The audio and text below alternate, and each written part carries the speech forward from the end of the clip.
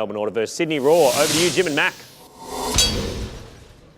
Thank you very much, Luke and Kevin, for that in-depth look at these two teams as they line up today. Now, Order, they're coming in, they're looking strong, but Sydney Raw stand in their way from the finals. Do you think, as I guess an observer of the game, a fan of the game, that perhaps the legends of Sydney Raw can rally one last time? I think they can. I'm selling it like they're gone, but continue. It's going to be a hard matchup for them to, be involved in the game.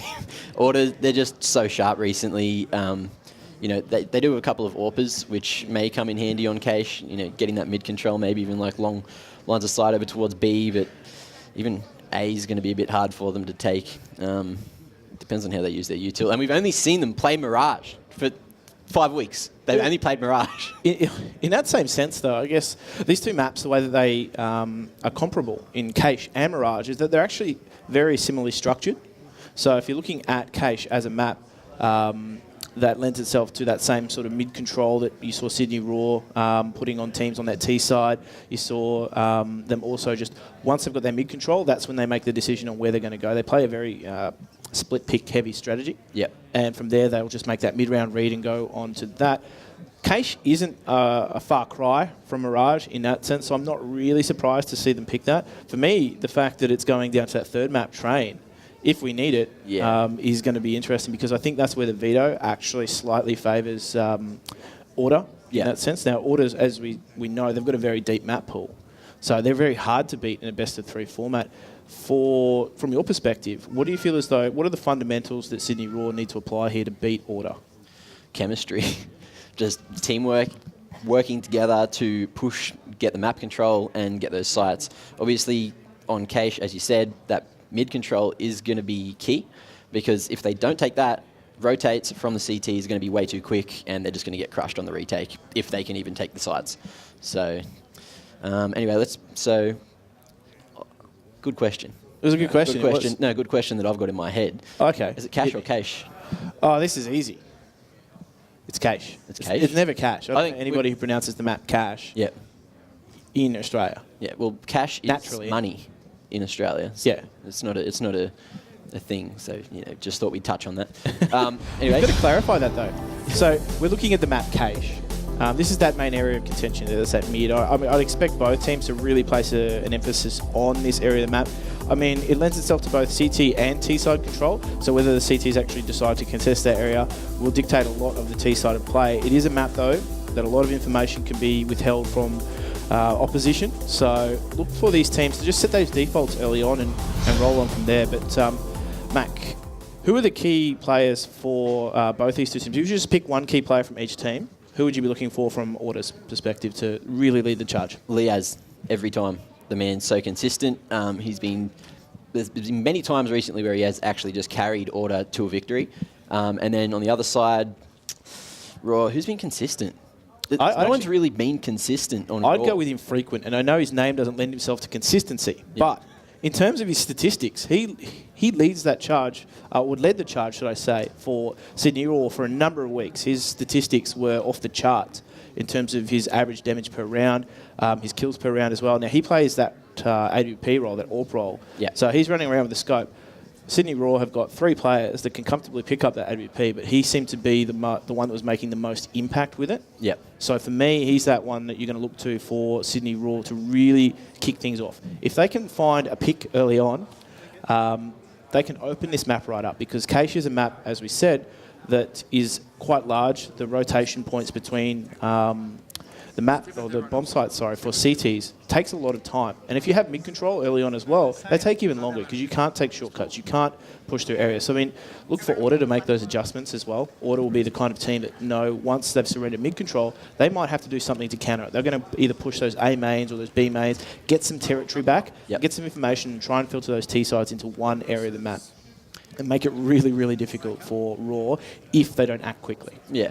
Do you think Cache is a map where it does pay off sometimes to rotate aggressively, like through the dangerous sort of routes, like B, go through B main and try to wrap on the flank towards A main? It all depends on the default that they set, to be honest, because if they're playing a slower default, what they're intending to do is they're going to counter that. They know that there's potentially some CT aggression coming out if they've got a slower default. They sit themselves deeper in the map, and they make their opposition respect them a little bit. So they don't necessarily open themselves up to pushes, but if they're playing a faster default, definitely. I think definitely push it, because if they're going to take areas of the map aggressively, they're going to leave somewhere weak. If they're going to put numbers in A main, chances are B main's looking quite weak, and vice versa.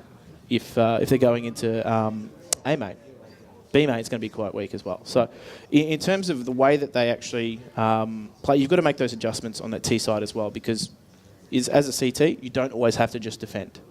Yeah. Good. It's good. It's good. Great point. But in terms of how this now pans out for the next map. Now, the next map's Inferno. Yep. And we know that map actually really, for me, it suits Order because it's a slower map. But there's those key contest areas as well. Banana. It's not a bomb site, funnily enough, but everybody seems to want to fight for it like it is one. Yeah.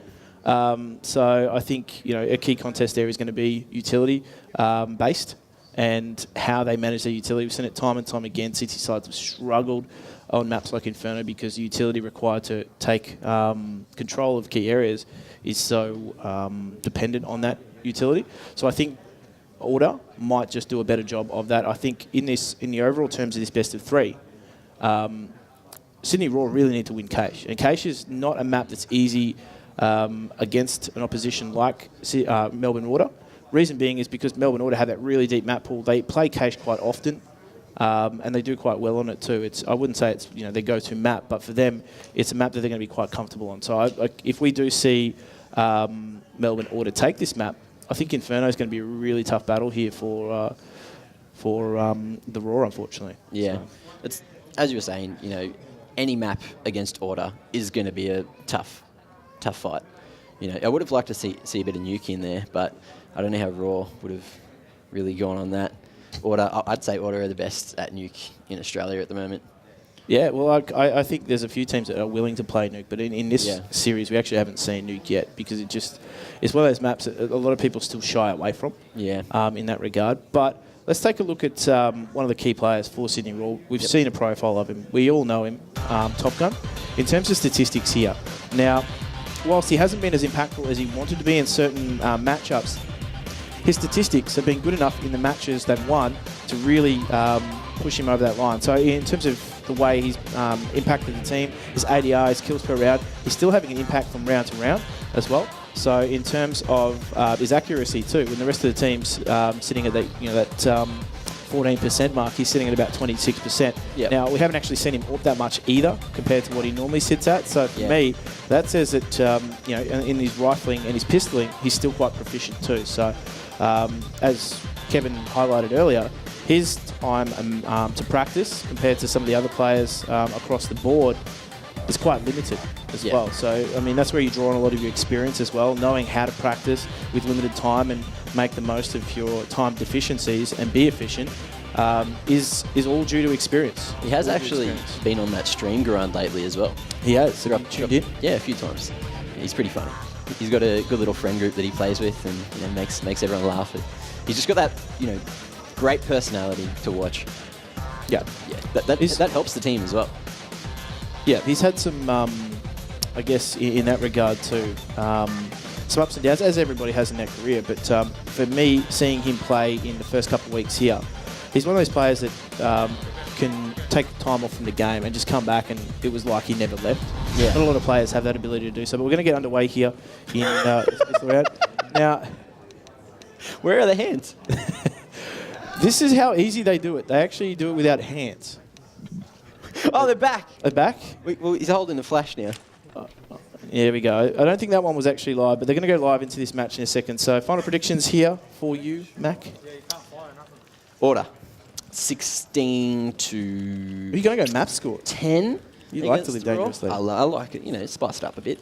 And then Order are going to win the second map, probably 16 to 6. Where is this crystal ball? Where are you hiding it on the desk? You don't need to know, mate. It's under my beret. Yeah.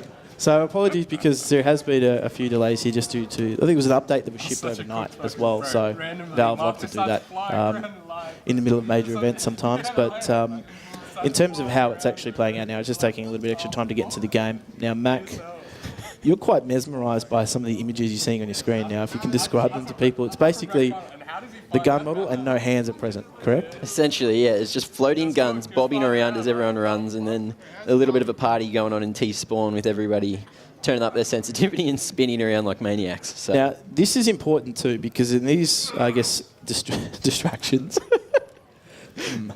I'm easily distracted, I'm sorry. But in terms of, this is where they need to draw on that experience to remain focused on the match too. But we're going to go and throw it back to Luke and Kevin on the desk, because those guys are going to go into a little bit more depth than we did, because you know, who doesn't I'm a like very shallow depth? guy.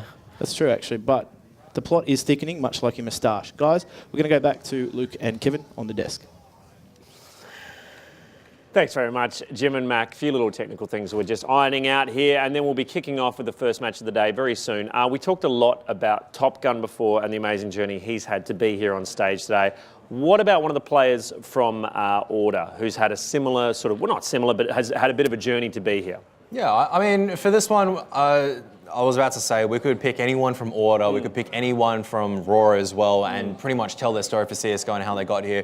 But I wanted to focus on some of the younger talent on Order, and it sounds weird for one of these international lineups to have, I guess, younger talent. But I wanted to talk about Hats in particular. So, I mean, I've known him since probably. Geez, how many years has it been now since he was still an up-and-comer when he was coming out of those amateur divisions and through those main divisions. And a lot of people were just going, who is this kid? He's so sharp. He's just absolutely demolishing people. So he's slowly made his way up through the years, got into some of the top teams at the time as well. So he played for Parallax back in 2016, which managed to capture a couple of national titles inside Australia. That was predominantly an Australian-New Zealand-based team. He was on that same side with Sicko as well when they joined Avant for a brief period of time before I think he decided when he finally joined this lineup. So there was actually a really interesting tidbit. There was one moment where he was about to play on the same lineup that Luke Havoc did. For a very brief amount of time, he actually was about to join Legacy. So when Luke Havoc came back to Australia and played for Legacy for that time where they also took a national championship, so he was about to play with him. So I don't know, it could have been different stories if they were actually able to commit and that team stayed together. Alas, it didn't, but I mean, Hat's story has been interesting because it's been a story of, instead of, I guess, one of these players like Top Gun or Havoc or Imagine who have always been playing at the top level, he's very much been a player who, in the last 2 to 3 years, has made his ascent through the ranks. He's been grinding out the hours. His understanding of the game isn't obviously as strong because he hasn't as much experience. But what he makes up for lack of experience is enthusiasm, and the amount of work ethic he actually puts into the game is astounding. Before I used to think that he was, all right, you know, he'd go into a game, he'd try to learn off someone, he'd just go around and use his mechanical ability to try to dominate the opposition, but it's actually the opposite. He tries to think about how to improve his game style. He thinks about, oh, what's a cool play I can make? He talks with his teammates about what plays that needs to be made before in practice as well. And that was a really big insight for me for Sicko as well as Hats at the time where the way that they actually structured their gameplay, the way that they structured their scrims in practice was indicative of the fact of where they're sitting at the moment. They got here through hard work. They didn't sit here on their laurels and went, yeah, we're better at aiming at people. They thought about the game deeply, and as a result, they're here now, and they're still pushing themselves to this day. And they are part of an incredibly strong club. We, of course, talk about Melbourne Order. We've got a bit of a sweet package. We'll play that for you right now. Check this out. Order is all about being hardcore video game fans. At the same time, we want to be very, very good at what we do. So whether it's general managing, whether it's playing, we want to be elite. And also, we want to show off, I guess, the fact that gaming is now a lifestyle choice. You know, being a gamer is now something people can identify with and something people should be proud of. To sum it up, we really want to be for video gamers, by video gamers. We want to be elite. And, you know, we want to show off that lifestyle. Since joining Order, pretty much straight away we qualified for a tournament in Poland, which was amazing. We got to go to Katowice and first, you know, the best of Counter-Strike. And then pretty much from there, we also went to China, which I had to miss out on, unfortunately, but we've also been to England and Taipei. And, you know, We sometimes don't put up the results we really want to, but we still show some good Counter-Strike. So once we versed the top teams in the world, so many new scenarios popped up for us. We knew that what we do against Australian teams don't work against the top teams because they're far more strategical, tactical, and also, they have more sharp, aimers and stuff. So coming into those games, we learnt a lot, and we knew that we had to change the way we play and improve on the way we play. We have an idea of the other teams and, their level, but we're really confident against them in this tournament. We're not really worried about our opponents, just focusing on our own game. Our approach is to be dominant. Our approach is to be very confident. We want to be the top domestically, but also showcase stuff internationally. If I'm being honest, I think it's going to bring a pretty unparalleled level of competition. We work really hard. That's the reason we travel so often. The guys don't stuff around at what they've got to do. So I think the teams we face in weeks 4, 5 and onwards will definitely feel the shift with the main roster coming in, but we're excited about that as well because there are a lot of rookie players, you might call them, or people that have qualified through the Challenger Series, and this is our way of getting a mix of talent into one competition. For us, that's really exciting. That's Order. We're having a look at there. We do apologise one more time for the delays right now happening. Just a few technical issues. We're sorting them out right now. Very strong club, yeah, Order. Absolutely, and they were, I think, only founded at the beginning of this year, I believe, so at the end of last year. So, I mean, these guys, they've been playing very long together as a 5-unit lineup. I believe their most recent addition actually was Alienware towards the end of 2017. So, I mean, all of them have, once again, a very good competitive story behind them. For Alienware as well, for Hats, they're the ones that started off, I guess, as the younger talent. Leaz has actually been touted for a very long time as one of those strong players. For a lot of people, legitimately came out of nowhere, but for those who knew him, they said that this kid would be the next big thing in Australia, and he actually has been the next big thing in Australia. So for Imagine as well, it's even Sicko a little bit. They've been playing for a very, very long time. So Imagine obviously playing almost the same amount of time as Luke Havoc as well as Top Gun from Sydney Raw. For Sicko, I believe he captured one of the first national titles for online league. So I think he was playing for a team known as the Regulators at the time. So one of his teammates was Ustillo, who's now playing for Renegades overseas, and once again another very strong player. So it's kind of interesting actually backtracking to see their history and to see where they've actually come from, because once again they've come from all different walks of life, as well as all different ways of how they actually got here. Some of them have played 1.6 or previous iterations of Counter-Strike. Some of them, this is their first Counter-Strike edition, and it's just good to, I guess, see old hands up against new ones. It's always a fascinating story to tell.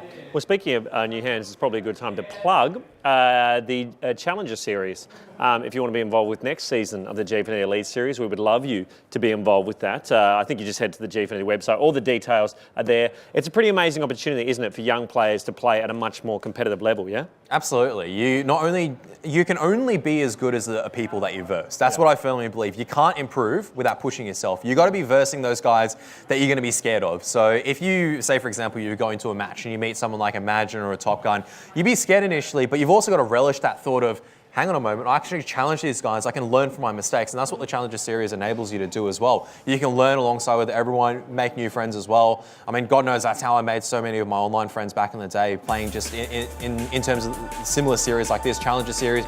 You make new friends, you make new connections, and who knows where that goes from there. You could maybe find your next teammates. Yeah, definitely. That's your details on your screen right now, challenger.gfinityEsports.com.au. Head there and get involved and come and have a sweet play. Even if you don't end up getting drafted, it's a great experience. Were you part of the Challenger Series? I was part of it. So yeah, right. I played, I think, in 1 or 2 weeks, and I had great fun in it. So. And you ended up here anyway, so. In a different capacity. Yeah. So not in the same capacity, but in a different capacity. You didn't want to be up there, man. You wanted to be here, isn't that right? It's Sometimes, always good. See, I'm not as old as you yet, so I still have that thrill in me to get back onto the stage. Righto, guys, we're absolutely out of time. We've got to wrap the whole series there because Kev stepped out of line and I need to have a chat with him. Mate, just watch yourself, all right? Is that... I'm going to have a talk to you off camera with this having a payout on me for getting old. I thought we were mates. Hey, right now, I think we're almost about to actually get into match play, which is very exciting. Melbourne Order versus Sydney Raw. I'm going to throw it back over to you, Jim and Mac, and have some quiet words with Kev. Over to you guys. Thank you very much, Luke and Kevin. It's not just Luke that's getting old, but so are the jokes. We're going to get into the match very shortly. I truly hope so. Hang on. He had a haircut. He's coming. He's coming. He's looking pretty. Like Yeah. he's Just looking watch pretty. it, all right? I have a lot of power here. You're both gone after today, all right? I just complimented your looks, your beautiful haircut. Thanks so much, Mac. There you go. Brownie points Got my name. for Mac. Fine. But it's all on the line here for these two teams in the sense that they now need to go through and stamp their authority on this first map. I nearly said thirst map. I need a drink. Yeah. Actually, there's conveniently one here. But in terms of what playstyle they're going to need to bring, are we going to need to see a fast, aggressive approach from Order, or do you think as though, because we just heard from Alistair there in the interview, Order went overseas. They realised that what they do against Australian teams doesn't work, which means that they've got more tricks in the bag. Do you feel as though Raw are going to have a tough time varying what they do against a team like Order? I don't think they'll really have much of a tough time at all. If they, Okay. I'm getting distracted again. Something's going on in here. Yeah, no. Would Dweg, you like to describe it? Dweg, stop it! I can't look. You can look at me if you... Yeah, it probably Feeling helps uneasy? a little bit. No, it's throwing me off. It's like I feel like I need to have a seizure. Yeah. Should we just break for some karaoke? Is that what Probably. you're really Nah. trying to segue into? Too tired for karaoke today. Because we tried that once before and it wasn't Fallen so asleep. successful, was it? Falling asleep. Let's not talk about it. It was Again. crap time. There's the solution. Oh, maybe. But in terms now, we've seen these two teams playing in the lead up to this competition. Now, I want to talk a little bit more about Insanity, actually, because we haven't seen him in the past few weeks, but we know he's a player that actually came through the Challenger Series. So if you want to look at a testament to the Challenger Series, look no further than on stage. You've got a player like Insanity playing with some of the legends of the game in the Australian scene. Now he's fought his way through that Challenger Series, through the bracket now, got drafted by Sydney Raw, is playing in a semi-final for them. He actually, I think we saw in a few previous weeks, is a super aggressive player, and in the mix of this Sydney Raw lineup, he's one of those players that is going to be hard on that entry fragging. Yeah, he likes to push a smoke every now and then. Leading up to Gfinity, he was a bit of a free agent, jumping between multiple teams, trying to find his place. And it seems like he kind of has found it. There was only that 1 week where he couldn't make it for the Raw. I think it was 1 week, maybe 2 weeks. Anyway, but the weeks that he has been here, he's been playing extremely well. Not topping the scoreboard, but, impact fragging, getting those entries, like you said, and catching the team off guard. So I'm sure Order are probably going to be ready for it, but we'll see how sharp he is today. Yeah, that's right. I mean, you're looking across the board here for Melbourne Order. It's kind of hard to pick apart that lineup, at least in this context here, because we know that each and every one of them brings something to the table. Now, imagine we know him as the rock for the team. He's the guy that's super consistent throughout. His positioning, particularly on that CT side, allows him to just find a frag, get away. He always seems to have a getaway plan when he's taking duels. Alistair there, a solid secondary option as well for Order. Now, when he was initially picked up by Order, we sort of questioned what role he'd play, particularly looking at that man there with Sicko on the AWP. Yep. He's super proficient with the AWP, and we probably saw some of his best form with this Order lineup, finding picks in other various competition. Now, I know you love that word, finding picks, but he will open up rounds by that scope, that AWP entry, and it makes the team's job so much easier if he's on form and finding some frags. But you also look across the lineup of Order, you've got Hats as well, who picks up that AWP. Very heavily confidence-based, I dare say, but also another third option as well. So they actually, if you want to look at roles, can match up quite interestingly and similarly to Sydney Raw, because they also have three options with the AWP as well. So, I mean, it's pretty easy to go, okay, well, the Sicko versus Infrequent matchup is going to be really interesting on the AWP. Yep. But there could be many other different twists and turns in this story as well. So, looking across that the roster for both these two teams, it's really going to depend on who's feeling it. I feel that the AWP is definitely a confidence weapon. Yep. You'd attest to that too? Like, would you say it's a weapon that if you're feeling it, you're on? Yeah, if you back yourself, you can take those aggressive angles, get the catch the enemies off guard, get the shots that you need to hit. I'm trying to really not say take or pick, because I really don't want to annoy Kevin this week. he had some words with me. Said I was repeating myself too much, so I'm just gonna, be very careful. Walk around the thesaurus, mate. Yeah, I'll let you dance, mate. I'll let you dance. That's your job. But guys, we are going to go take a quick break. Do not go anywhere. This matchup is coming up next. Order versus Raw here in the semi-finals of the Gfinity Elite Series.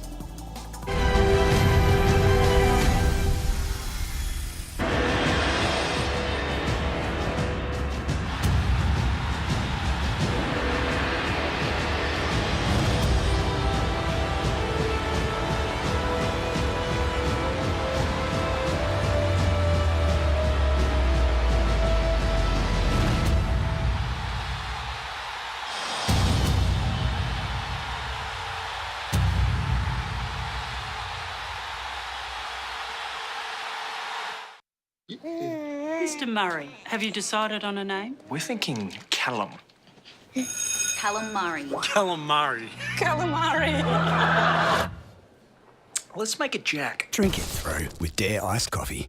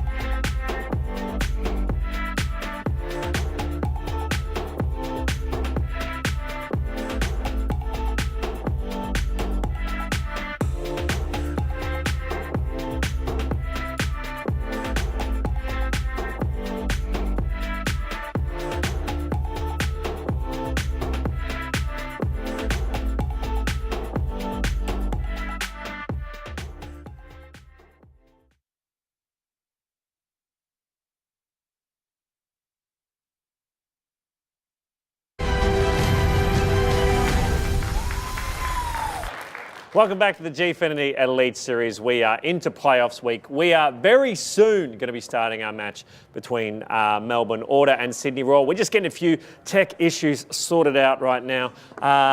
Speaking of tech issues, maybe this is what's going on. There has been a recent CSGO update, hasn't there, Kev? Yeah, you said soon, and I'm fairly certain that you're not across this meme in terms of the Counter-Strike community, but soon is a thing. Is it? For Valve speak. Yeah, right, okay. Panorama, so this recent update now allows you to actually use Panorama inside the game. Before it was only beta, so you actually had to do a standalone thing. And what that actually has done, it's completely revamped the user interface. So it's changed the way that, it doesn't change the game's functionality in terms of how it still plays, but in terms of the menus and selecting a few things, it's streamlined the process. It's a lot prettier. It looks absolutely gorgeous. And I tried out the beta when it did come out, firstly, and I went, yep, this is amazing. It's got the Kev stamp of approval. It's got my stamp of approval. It was promised at the end of 2017, mind you, so that's why we say Soon. But how good is it being made to wait for things? Like our first match here at the Gfinity Elite Series. Ta-da! Hey, while we're just taking a second just to get this stuff sorted out, let's have a look at this. This is a sweet little package we put together on Sydney Raw's weapons of choice. AWP, that's a sniper. Simply because you shoot it once, and if you hit it, you're going to get the kill. It seems to have suited me throughout my whole Counter-Strike career. It's been good to me, and yeah, I'd have to say the sniper. My favourite weapon is the sniper rifle. I've always been a sniper, and in Counter-Strike, it's known as the AWP. I've just always had a bit of a knack for it, so every time I pick it up, it feels quite natural. If I dip in and out of form with the other weapons, it doesn't seem to matter. I've always been consistent with the AWP. Definitely the AK, just because I find it easy to control, like spray pattern and just one taps.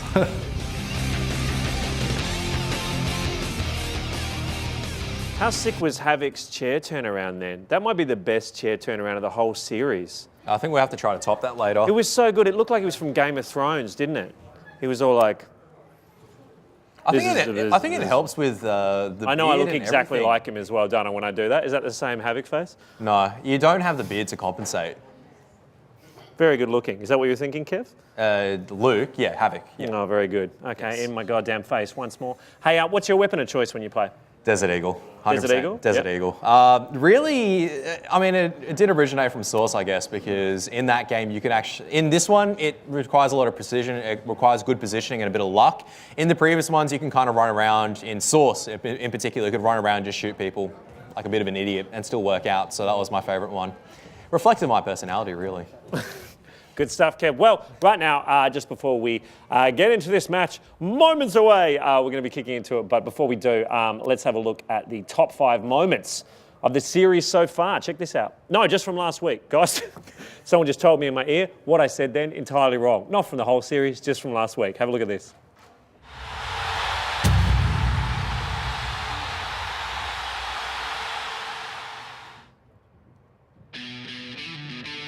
Man, got that off. Oh, look, I'm hitting shots. All right, I'll Get your dirt off. Get that that in the strap look too.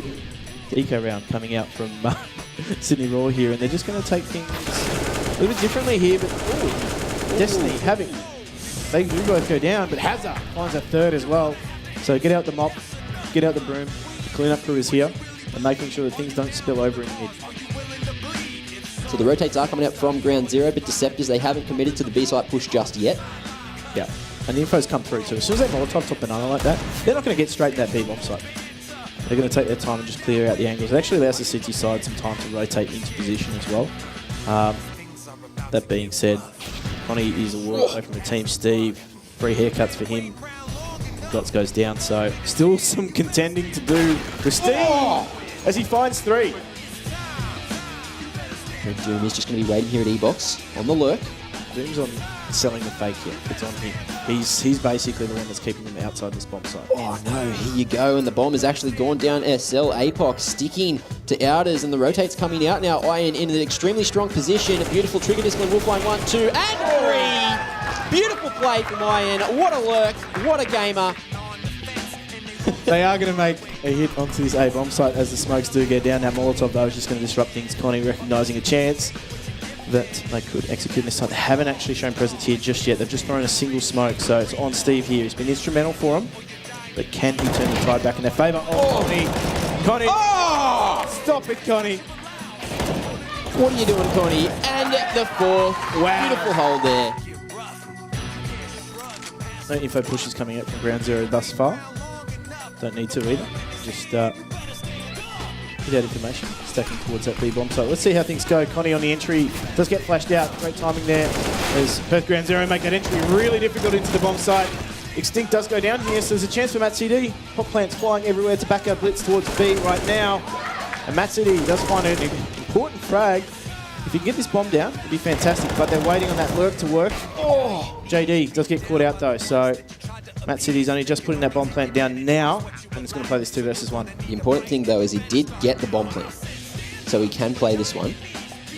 And potentially isolate the 1v1s here. He is not actually going to drop in to barbecue, so he's not going to make any noise so far. Although there we go. It looks like GZ, they're going to try to retake together, but they have the line-up. Patsy, is he going to be able to get it? Yes, he will! Picking up the 2K, double headshot.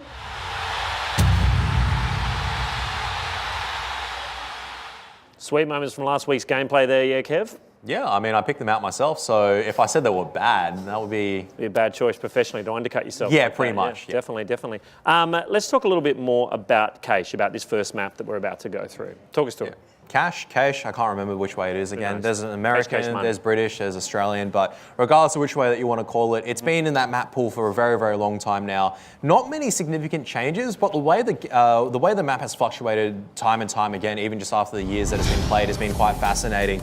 I mean, overall, you've got that mid corridor, which is so important for every single map. And mid, arguably for the T side as well as for the CT side, controls the rotations to both bomb sites as well as even to the middle of the CT side of the map. On the B bomb site, it's a little bit more linear. So a lot of the times you actually see a bit of a contest from the CTs going aggressive into that B main area. And similarly so for the CTs as well, they go aggressive into the A main area. It's a really good map because it's a constant battle of information between both sides. You'll never see a stagnant moment inside Cache. And I think that's why it's a fascinating map for me to still watch. It still leans itself to the T side, I feel like the offensive side, but a good CT side can read what the T side is doing and shut it down before they can even do anything. So once again, it's one of those maps where I feel like it's on a good tightrope balance. It's not biased overly to either side. The better team wins most of the time, and it's just always dynamic and fun to watch. On Cache, do you feel like Raw has a better chance at T or CT? It has to be T once again, because we saw in the last couple of weeks, their CT side has been pretty dismal at times, so to speak, where they start off very well on the T side, they go up 8-1, maybe 9-1, but as a result, they lose a couple of rounds towards the end there, and then on the defensive side, they're unable to muster the same kind of ability. That goes down to their playstyle ultimately as well, because they're relying on individual firepower. They're not setting up what we call crossfires or defensive play that we see from the CT sides. And when I talk about crossfires and defensive play, a lot of the time, if we say, for example, we look at how Order will play today, and you'll see this very evident in their game style. If they're being attacked on a bomb site, you'll see someone else on their team throw counter utility or another flashbang to blind the attackers, and then a defender will come out. There's been none of that from Sydney Raw, and I think that's been their big, downside coming into their CT side, because you need that team play, you need the defensive play, you need the strategy, the utility, the teamwork. That takes time. And that's something they said they haven't been able to do because their lineup has been constantly changing. Now, it has been changing, and they've had a lot of, now they've had players from the draft series, haven't they, from the Challenger series? Yes, I think all the teams so far have had, except for I think Avant, have had a demonstration of draftees inside the series. So Who specifically today have we got? So Insanity, as far as I know, as well as Destiny. I mean, Destiny he's a draftee, but I feel like it's a bit unreasonable for the other draftees to be held at the same level as Destiny because he comes from a bit of a different background. So Destiny has competed in 1.6 for Australia at international level back for Team Immunity in the day. So a very, almost mythical lineup if you're following Counter-Strike back in the day. So for the other draftees, they're the ones that we look to more like the Hats or the Alistair, the ones that are starting to come a little bit into their own groove, learning how the game is still flowing and starting out from there. So Insanity for Sydney Raw, I mean, the first week had an absolutely amazing performance as well when he first came up. So that's probably why I was invited back into the playoffs. A very similar playstyle to Chutch. You get him in very fast in someone's face and you just allow him to do the fragging, to do the talking. I think other draftees as well for Sydney Chiefs, they're using Doom today, who's been, Daddy Doom, who's going to be looking to put up a good performance once again today for the Sydney Chiefs. And I think for the other sides as well, Towski made an appearance in Melbourne Order when they were using the substitute lineup. And just a bunch of other draftees as well. Yeti Bacon actually leading Brisbane Deceptors as well as captain. So overall, the draftees, I think, have been performing very well this season. And I'm looking forward to what they can do, not only in the rest of this season and playoffs, but in next season as well. So yeah, definitely. Well, good chatting, Kev. We are very close to the first match of the day. We're just getting some stuff sorted out. Right now, I'm going to go across and have a chat to the casters. I had enough chatting to Kev. He's been rude to me and I'm done with him. Good on you, Kev. Hey, fellas, Kev's got some sweet fashion, but it's nothing on you guys. I believe that you guys went out shirt shopping this week. Is that correct? We did. Yeah, look, there was a few secrets that were revealed this week, and Mac obviously benefited from those secrets. His shirt today is magnificent too. It's a beautiful shirt. But now, he lost out. He lost out? Yeah, he could have had this. Really? Could have. I didn't want it. Well, there's a lot of tension here, fellas. But I believe there's a special package that we're going to play from your shopping expedition this week. Is that true? You tell me. Is it true? Yeah, let's have a look. Check this out. That was the worst joke I've ever heard. Anyway, this is where I get my look. Yeah. Come in, I'll show you. All right. Hey, how we going? Hey guys, how you going? Not too bad. How are you? Oh, good, good. What are you shopping for today? We're pretty much Hawaiian shirt enthusiasts, and we like some of the top of the line ones that you have. I've got a secret stash. These are some of the best Hawaiian shirts in the Southern Hemisphere.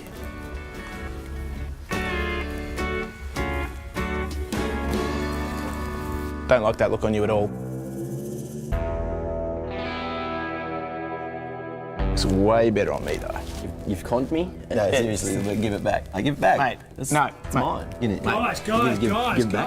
Guys, we don't like fighting in the shop. You guys are celebrities. I want you guys to agree on something. Right? We're going to toss this coin for this shirt. Whoever wins gets the opportunity to purchase this shirt. But they'll also have the right to tell the loser what they can wear. Now toss a coin, you can make the call. Let's do this, guys. Heads. This is your shirt. You can now purchase that piece of clothing. But you can also tell your comrade in arms here what he has to wear. Things are about to get a little bit rough. How about that? It did clash. Yeah. However, what? red on red looks even better. Pop it on, see how it looks. No, you're doing it all wrong. Like this. Much better. You look like Papa Smurf. Some might even say you're smurfing.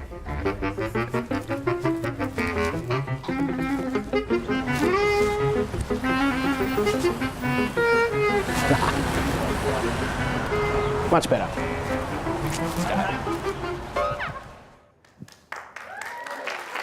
Ah, bonjour, Mac. He's still Je m'appelle Luc. Je suis. the hat. Can you fix his hat, Luke? I thought you were going to speak some French. No French? I don't know anything but Australian. Ah, le bibliothèque. Croissant. I think that means library. Oui. Oui. And I had no idea that you guys are professionally trained actors. That was amazing. We had no idea either, actually. That was wonderful, man. Some of that stuff there. Is it true that you guys are on your way to the Oscars next month based on those performances?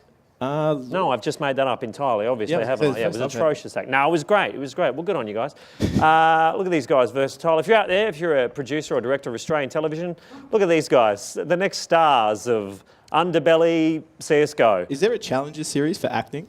Yeah, because you should be in it. You're very challenged when it comes to acting. Hey, right now, let's head over to Ash. That's enough of my sweet roasts. Who's chilling in the crowd, I believe. Ash, over to you. Hey, thanks so much, Luke. Yeah, I'm actually hanging out with Dan's father, Greg. How are you going today? Are you excited to see Avant play later on? Yes, I'm very excited, yeah. Do you reckon they've got what it takes to win? Yeah, definitely. So did you ever think that your son would make a career out of playing games, become a professional gamer? Well, I think he's been doing it about 4 or 5 years now, and he's always been keen, and I think he's got a bit better, so yeah, definitely. Do you guys ever play together? No, not really, no. You think he could school you quite well? Easy. I get nothing. So we haven't gotten around to our first match yet. We do have a couple of tech issues. I'm guessing that must be pretty frustrating. How's it feeling, though, the vibe here today? Do you enjoy being in the audience? What do you think of the set? Yeah, it's great. I loved our coffee as well, actually. But no, the set's really nice. Really good set. Yeah. Have you seen Dan's play in any other tournaments at all? What do you think about it in comparison, Gfinity in comparison? No, Gfinity's really good. I think it's the best I've seen, actually. Yeah. Nice, we'll take that. Thank you so much. Well, hopefully tech issues end very, very shortly. Hang in there, and I'm looking forward to seeing Avant play up as well. So best of luck. Thank you very much. All right, back to you, Luke. Dads love Dare, don't they? Have you noticed that? Because it was Haz's dad, wasn't it, a few weeks ago, who was like staring down the barrel being like, gee, I love Dare iced coffee. wouldn't mind some more of it. That's great. We need to Dare, get on that. Let's have a Dads for Dare campaign or something. Hashtag Dads for Dare. Matt can head it up. Dare to Dare, Dads. Dare to iced coffee. Dad. Look, we'll work on it. Who dares wins? You can drink it through. I think that's already been used by a TV show, man. Yeah. Good show. You look so good in that hat, by the way. You look really French. Mac's going to work on his French accent anyway. We're going to take a quick break. We are filling at the moment, guys. Thank you for staying with us. Very soon, we're going to be kicking off with our first match. It is an important week of play. Just a few tech things we're sorting out. There won't be too much more nonsense from these dudes. We're going to be kicking off with the first match of the day, Sydney Raw versus Melbourne Order. Gfinity the Elite Series. We'll see you soon.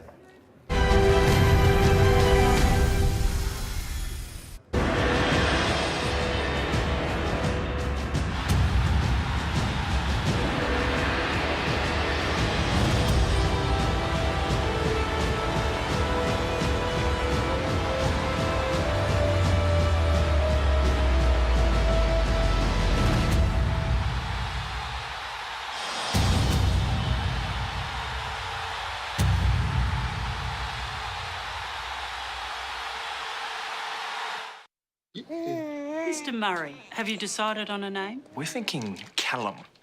Calamari. Calamari. Calamari. Let's make it Jack. Drink it through with Dare iced coffee. We create machines that make every experience more intense and real.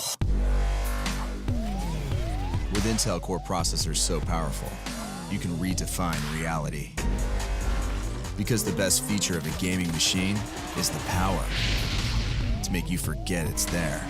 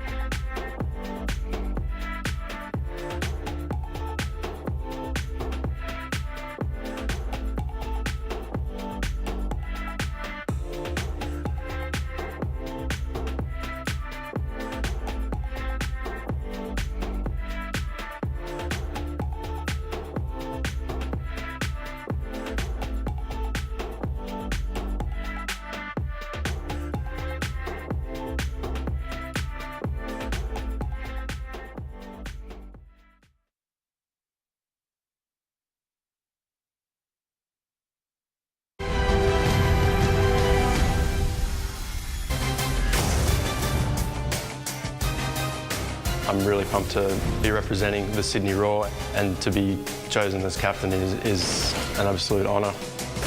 We're just looking forward to see what we can do on the stage. It's going to be awesome, I can't wait.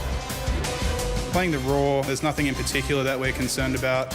We're just going to play our own game and hopefully outclass them. Order are showing their domination here today. We're just better.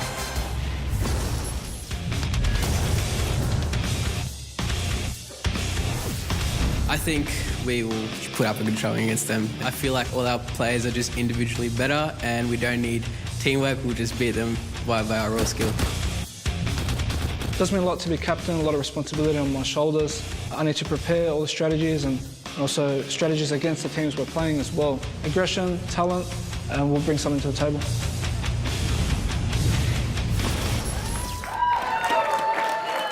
Welcome back. This is the Gfinity Elite Series. It is CSGO here. We have a wonderful audience here today. Make some noise, guys. Come on. Woo! Yeah, all right. If you want to be part of it, we'd love you to come down. We are here at the Hoyts Gfinity Esports Arena in Sydney. Next week is obviously the final. It's all going to be kicking off, so get online to get your tickets and come down and be part of the action. Right now, we're in a little bit of a hold pattern. We're just sorting out a few tech issues and we're moments away from starting our first match of the day. You're probably like, yeah, but you said moments away 10 minutes ago, Luke. I know I did. I'm doing my best, guys. So, before we get into it though, let's talk a bit, because we just saw the huge matches we're about to have today, didn't we, Kev? But two teams obviously that have gone at this point, Deceptors and Ground Zero. It's got to hurt. What are those teams doing at this point? Well, maybe not just yet, but before the next series, what can they do to really shore themselves up for the next season? I guess with Rism and Deceptors, it's just a matter of playing more. So Yeah. I don't know if that's the same roster they're going to bring into the next season, obviously, because it's too many variables to tell. But there were promising signs towards the end of it, especially when they picked up their first victory against Ground Zero. But for Perth Ground Zero, they've already made changes to their roster after the season, because I guess it is a problem when you're losing against the bottom seeded team inside the league in a match where you need to win to make playoffs.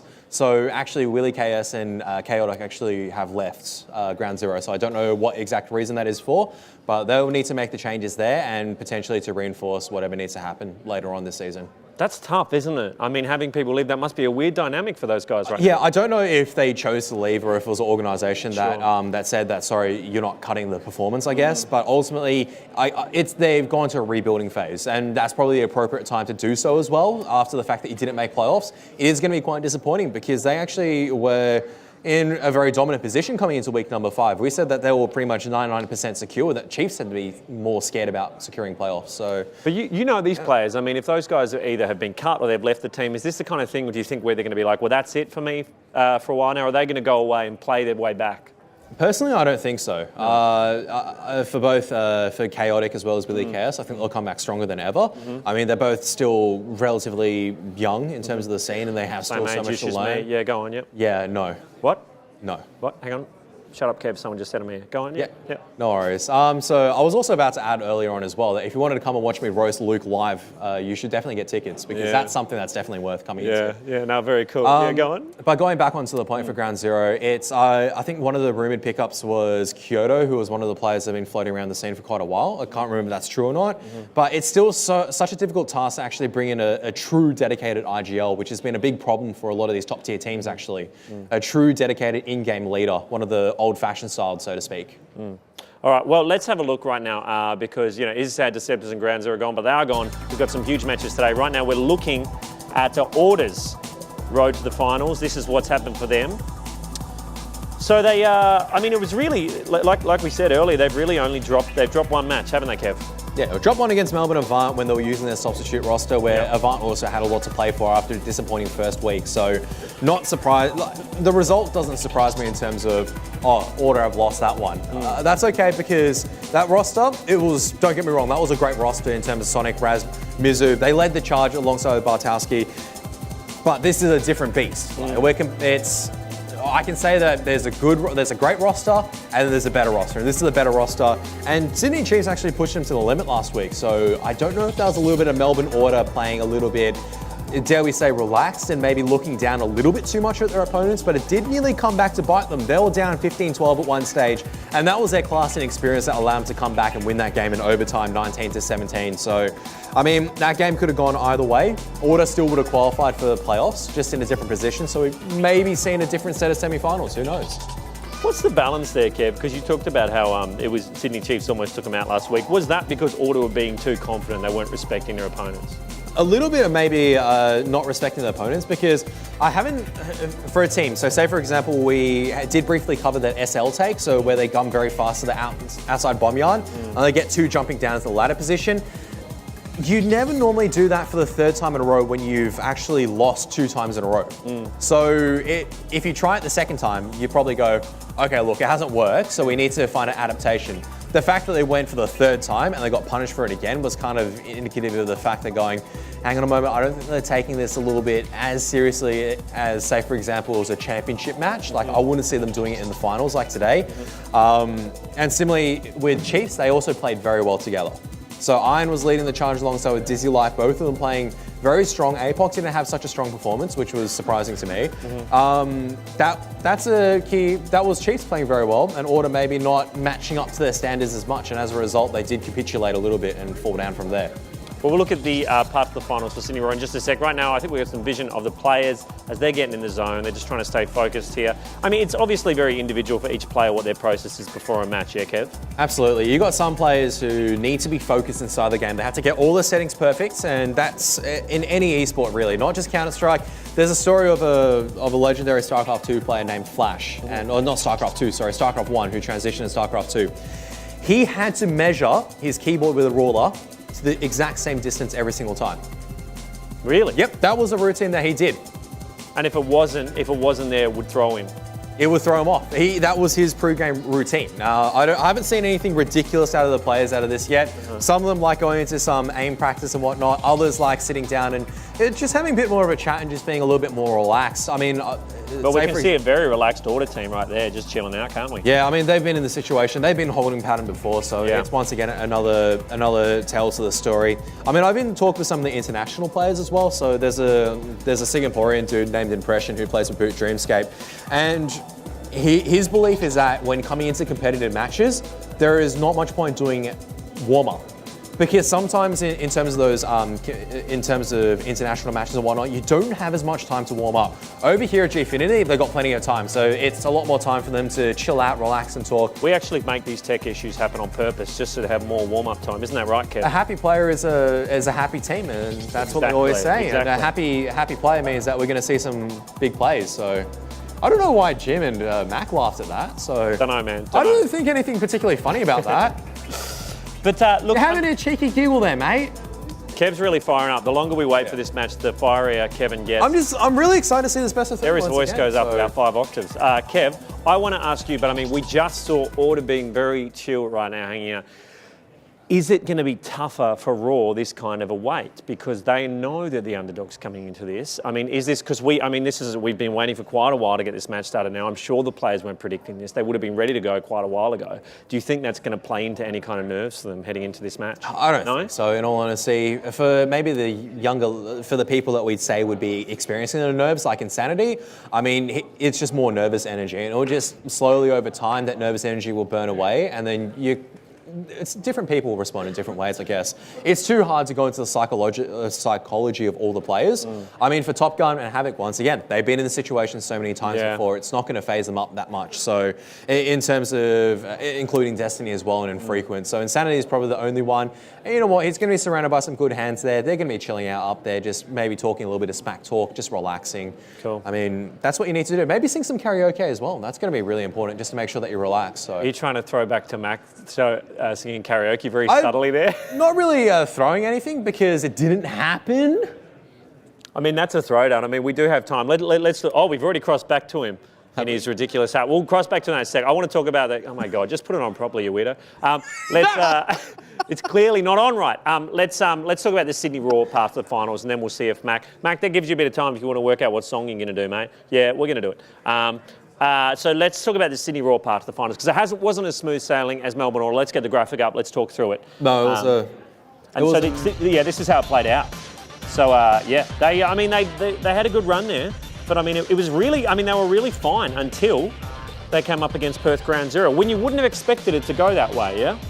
Pretty much. I mean, with the Ground Zero match, I mean, I guess I did. Something that seemed right with the results, and I figured out what was wrong with the results. Because Sydney Raw and Sydney Chiefs are actually week number 1. So I think that was a really surprise, and that was a result that I was looking the wrong way around. Right. Because I was trying to figure out what was wrong. There was something that was like just getting to me in this graphic, and I figured it out. So okay. Because Sydney Raw and Melbourne Avant, that was a week 5 game, I think. So those two. Because that was a narrative we were going. There was a really strong start to the season, and then it kind of petered off. And then I looked at that and went, well, we don't need to look at that graphic anymore if it's incorrect. Take it away. So the thing that I wanted to say in terms of Sydney Raw is that it must have been a nail-biting thing towards week 5, because when they versed Avant, that was actually a critical matchup, because whoever won that, it felt like at the time, right, in hindsight, it was pretty foolish. But at that time, that was a do-or-die match for either side, because Perth Ground Zero, we said, just given their form, did struggle against some of the stronger teams, but Brisbane Deceptors, they should dispatch with them with ease. And we know what the case was now. It wasn't that. So Sydney Raw have a big thank you gift to give to the Brisbane Deceptors. That wasn't a match that it was a must-win for Brisbane Deceptors. They'll fight it for pride, but as a result, it secured Sydney Raw's position in the playoffs. ultimately probably the most important match overall in the entire series. Imagine that. Yeah, imagine that. Well, we are moments away. I've just heard we are actually legitimately this time very close to getting everything sorted for our first match of the day. I feel like now's as good a time as any to throw over to you, Jim and Mac. Before I do, Mac, this is your big moment. We gave you a shot at karaoke a couple of weeks ago. I've heard that there are some people who watch this show not even for the games. They just watch because day by day they go to sleep going, will Mac sing again? When will he sing? What will he sing? I need to know. So over to you, Jim and Mac, no pressure. Well, we were in a second-hand store, and he is wearing a raspberry beret. So... I don't know either of these songs if they were references. You don't know? Okay. Yep. It is warm and you're not I'm wearing too uncultured. much more. I'm sorry. I'm a swine. I can't see much Now, either. you did have your moment there where you did grab the mic from Ash. And what held you back in that moment, Mac? I'm asking the tough questions now. What held you back in that moment? You know a deer in headlights? That was me. Anyway, moving on from that topic quite quickly. The game is live. Get excited. Finally, I even checked Reddit to see if there are any extra bugs we needed to bloody iron out before getting into this one, but it looks like, Jim, we are going to see Melbourne Order starting on the CT side.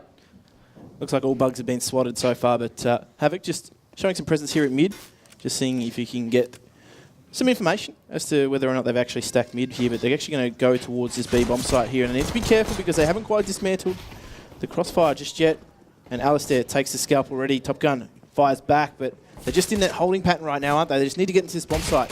Ooh, nice shot from Liaz to stop the cross. Insanity going to be on the end of that one. Sicko finding Destiny. Havoc will hit back, bringing it to a 2v3, and the bomb has made its way to site. Looks like it will be planted safe behind default by Top Gun. Hats peeking out at Heaven, waiting for his teammates to group up. Liaz quite low with only 3 HP over towards Tree. Havoc trying to play a close angle with that Glock to make the most of it. Now the CT's looking to go for the retake. Liaz going to be taken down, but the info is gained. Top Gun flying one on the Sicko, and now in a 1v1. He tries to get aggressive, and it is going to work. Hats being taken down, and the Raw are going to take the lead at 1-0. And that was a really, really tense round for Sydney Raw because they were just sitting in that staging area towards that B-bomb side. They knew that smoke to go down into CT probably a little bit earlier, otherwise Liaz may not have found that first frag, but they do manage to take a round win there, the Raw, and they get themselves off to an ideal start here. This is the danger round, though. This is the round that they need to navigate the most because you can see Melbourne Order, they brought some armoury to it. Those pistols have been brought up, and we know that these guys do like to take scalps with those Desert Eagles in particular too, so quite proficient on the pistol. Need to take it nice and slow here, Order. Make sure they don't get separated. Group up and hit these bomb sites when they do get that info and navigate this round because this is where things can just turn on you. Well, have a look at this. Alistair, that aggressive smoke, has managed to take control of Sunroom, hiding in the corner. Although it looks like Sydney Raw, they're more interested in the A site. Havoc with the scout, pre-scoped, trying to find the angle there. This nade may come in handy. Oop, Ali going to get the dink, but he will be taken down. Insanity, 2-shot with the MP7. E-Mag playing close with a CZ of his own. Havoc going to miss the shot. But this $500 weapon is pretty good at times, but not as good as the scout just then. Havoc somehow picking that one up. Insanity quite low, and it is all up to Liaz, who's going to be hiding at Fork, and he will find the bomb, looking for another. Havoc quite low with 58 HP. 6 on Liaz, though, and infrequent with the Galil. Is hiding at NBK. Havoc going to be taken down. Uh-oh. No, it's in the 1v1. Infrequent, just hiding at NBK, not peeking at all. 30 seconds remaining. He's going to wait for Liaz to make the first move here, although it looks like he has gone for the swing. Liaz just crouched, hiding. Ooh, he has been spotted, though, and Infrequent. Nice little shot to end that round. And Sydney Raw, 2 in a row. And unless those players get taken down, the danger is always present there. Liaz just holding things down at the forklift there, and might not hold a forklift license, but he can certainly hold one. But ooh, Havoc there, that shot. Hold that one. Take that one. But that is a danger round for Sydney Raw. They do navigate that, even though it did come down to the 1 versus 1, but it did cost them a little bit too. So they need to be careful there. Melbourne Order have certainly kept them honest, but this round here, not too much invested in it by Melbourne Order. Just single flash, and actually just going to group up here. I like this approach on eco rounds from teams because more often than not, if a team is separated, you can definitely pick them apart with just the use of these overwhelming and swarm tactics. Even Sydney Raw, they're going to be playing it quite slow as well.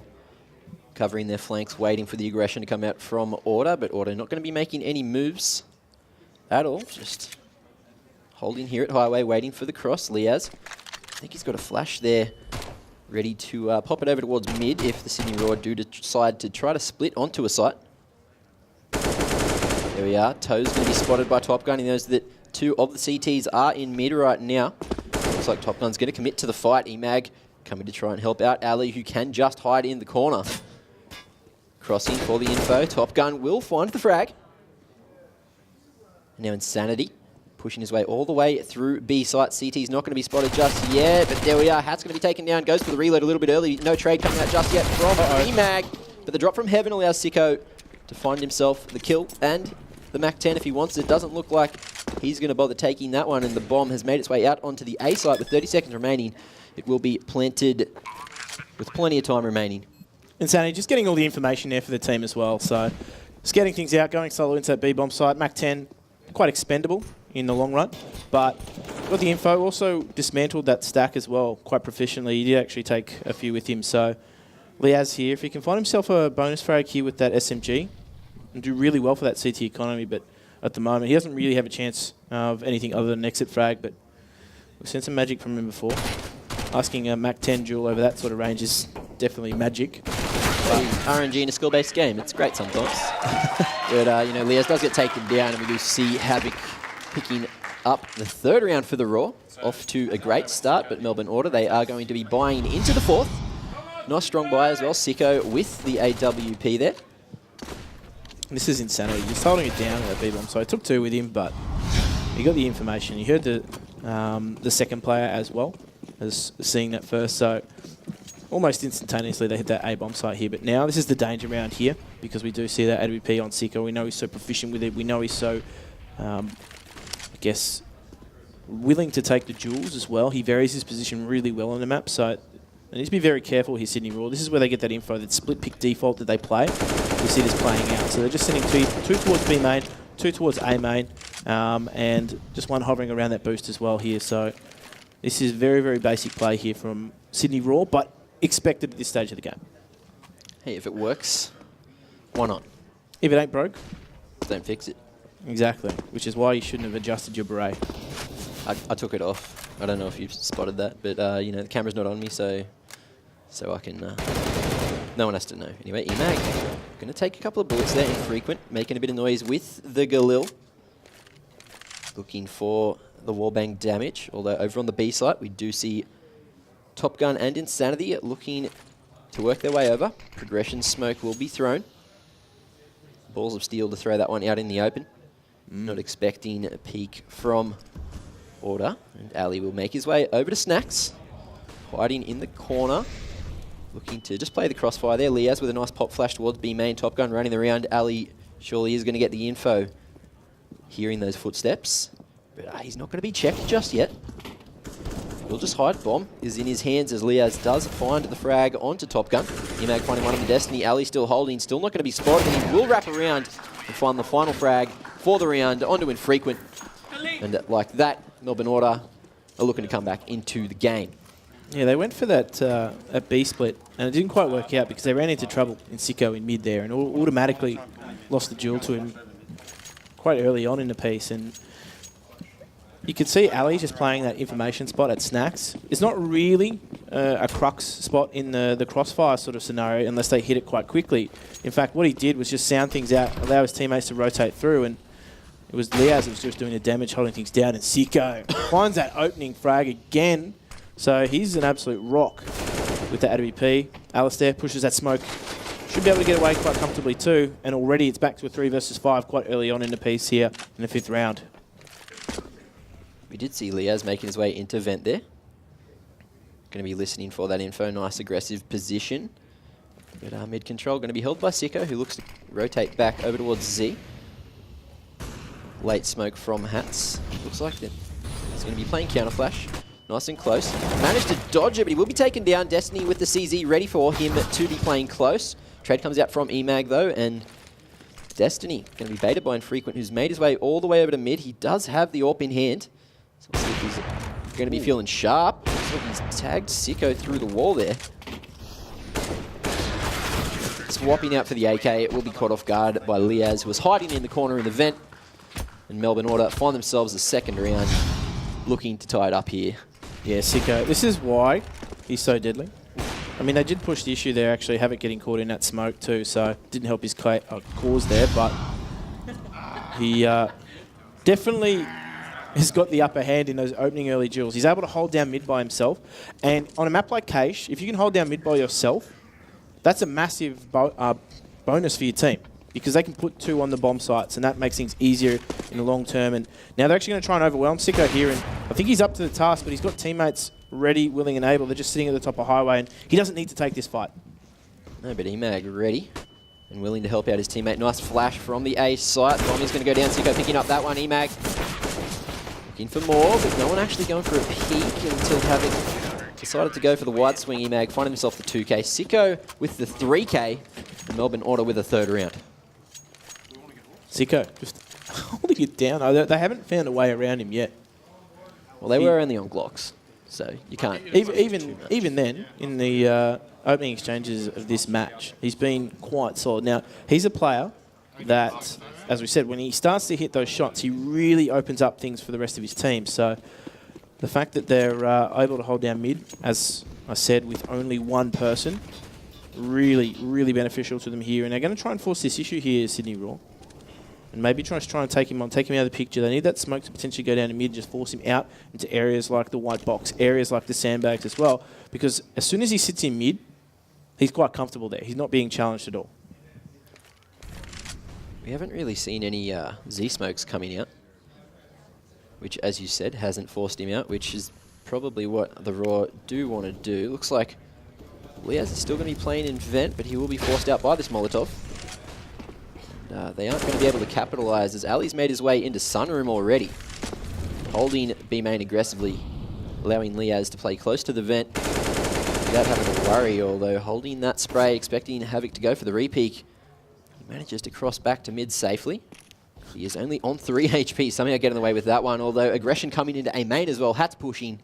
They have so much map control right now. Raw, it's going to be hard for them to take a site. And this is what I said. A team like Order, they know that if their opposition are putting such an emphasis on mid, they're going to push members into other areas. So say, for example, that B main or that A main, they're going to take control, take map territory, and more importantly, information. But that's actually going to signal the collapse here onto this A bomb site. That bomb's still going to get itself up highway. That Molotov actually buys him frequent some time here. Still going to make the cross, though, as Top Gun does go down, just trying to push here.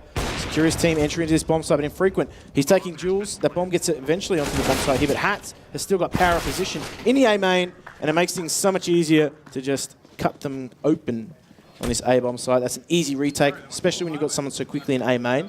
And that is why they do that. That is why Melbourne Order take things away from their opposition if they know they're contesting mid with numbers. It definitely did come back to win him the round. I didn't think that Hats would be that influential on that retake there, but he managed to pick up the 2K, which definitely helped out. Here we are, the first and the second, and then he saves the AWP as well, which is definitely going to boost the economy for Order going into the later rounds.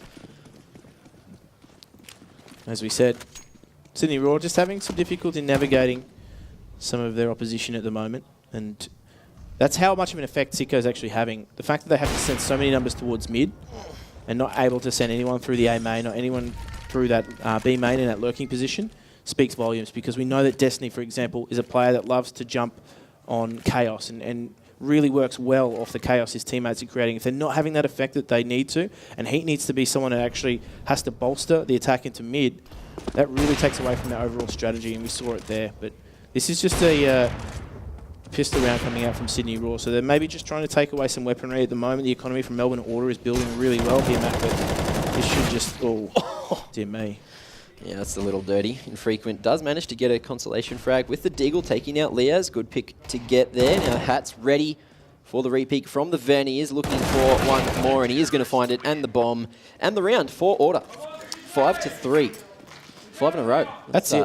And the nice moment. Yeah, momentum. Yeah, and at the moment, he's only Hat. He's not even in his final form yet. He's looking for the Z. He's a single Hat. He's getting there. Actually, for lunch today, I had a... Had a deagle spam through the smoke to find a one dig. That right. Had a single plum served floating in perfume in a man's hat. It's a weird dish. I don't know why you would want that, mate. Catered. Catered, I understand. Oh, infrequent. There we go. This might be some momentum, people. They need to be careful. Not ready for the double peak under boost there. Emag will get the trade, bringing it back to a 4v4 bomb.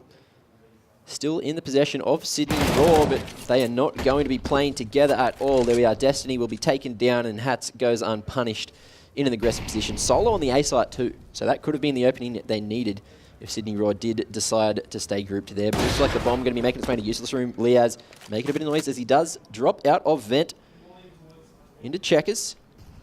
Bit of util going to be used towards the B site now. Liaz holding on the other side of that Molotov, using it as cover, but still in a position where he's not going to be spotted as the Raw come in from B main. Dangerous smoke's going to be thrown there. Havoc will find one of the Liaz, bringing it to a 3v3 now. Alistair smoking front of sight, looking to play it. Nice flash from his teammate, but now Ali's fully blinded. Insanity making the most of the situation. Now on the 2v3, the bomb is going to be making its way up the site. Insanity finding yet another onto Emag. Now on the 3v1, it's all up to Hat. Will he assume his final form and make it to Hats in the 1v3? Let's see what he can do. We are one. We are looking for the second. Insanity only 9 HP, but Top Gun with the cover, holding it with the AWP. And the Sydney Raw do find themselves a 4th round. What a great round from Insanity, though. Just opening things up. And also, every duel he took there, he won. So, really, really on that B bomb site hit, he was the hero there. He was the one that locked things down. He dismantled that A bomb site hit as well. That flash coming through from CT Spawn actually, in the end, wasn't ideal for Alistair. Yeah. He took too long finding that first target, and that's what left him exposed there in the end. But Sydney Raw find themselves a much needed round here. But, oh, that double AWP, Alistair takes that duel and ends up going down, but they do find that trade frag quite quickly here. Top Gun does go down, just trying to put some emphasis on that B bomb site. He doesn't come away with it, but big investment there from Melbourne Auto, and that first AWP's already gone down. Well, Destiny looking for the entry. Hat's going to be holding strong. Only tagged down to 34 HP. He is still solo. Sicko with the AWP on highway is ready for the fast rotate. Looks like Havoc is going to be going and getting a bit of map control over towards Squeaky. But he changes his mind. Lets this timer tick down. They're just grouping up here now. So obviously don't have power in numbers at the moment, but what they're doing is what we refer to as a percentage play, and just trying to overwhelm their opposition at their chosen bomb site here. And now you can see they're actually going to send in Frequent up there late, and what he's going to do is just be that thorn in the side of a rotation. So Emag just holding things down, info play as well, as they do make their way towards this bomb site. But that's actually going to draw this duel out here. That's Infrequent. He wanted that duel, but he didn't win it. And now it's all on the remaining 2 in that A main to make things work here on the A bomb side. They do have a 2-on-1 if they can isolate that man there at highway, but that grenade. Oh my god. Hats. Almost won him the round just with that perfectly placed HE. Now Sicko going to be holding from rafters. Emag on side as well. Insanity. Not a lot he can do in that situation. Too many angles he had to clear with only 3 or 4 seconds to get that bomb planted. Decided to, let himself die before the timer ticked down to save a little bit of economy. Although Emag, nice shot there to take out Infrequent, who was ready for the peak as well. Cool under pressure too. That Molotov forced him to take that duel, and he won it. I mean, Infrequent was ready for that too, so to win that duel in that instance, credit to Imagine. But now back to a pistol buy here for Sydney Raw. The economy not going so well. No bomb plants, so to speak of, other than that 1 round win at B. But at the moment, just splitting off out of mid. Still trying to get a thing or two organised, actually, by the looks of things, as they're slow out of spawn. But in that regard, Insanity, just seeing if you can punish anyone for pushing up in mid. They've only played that 1 round aggressive here, Melbourne Order.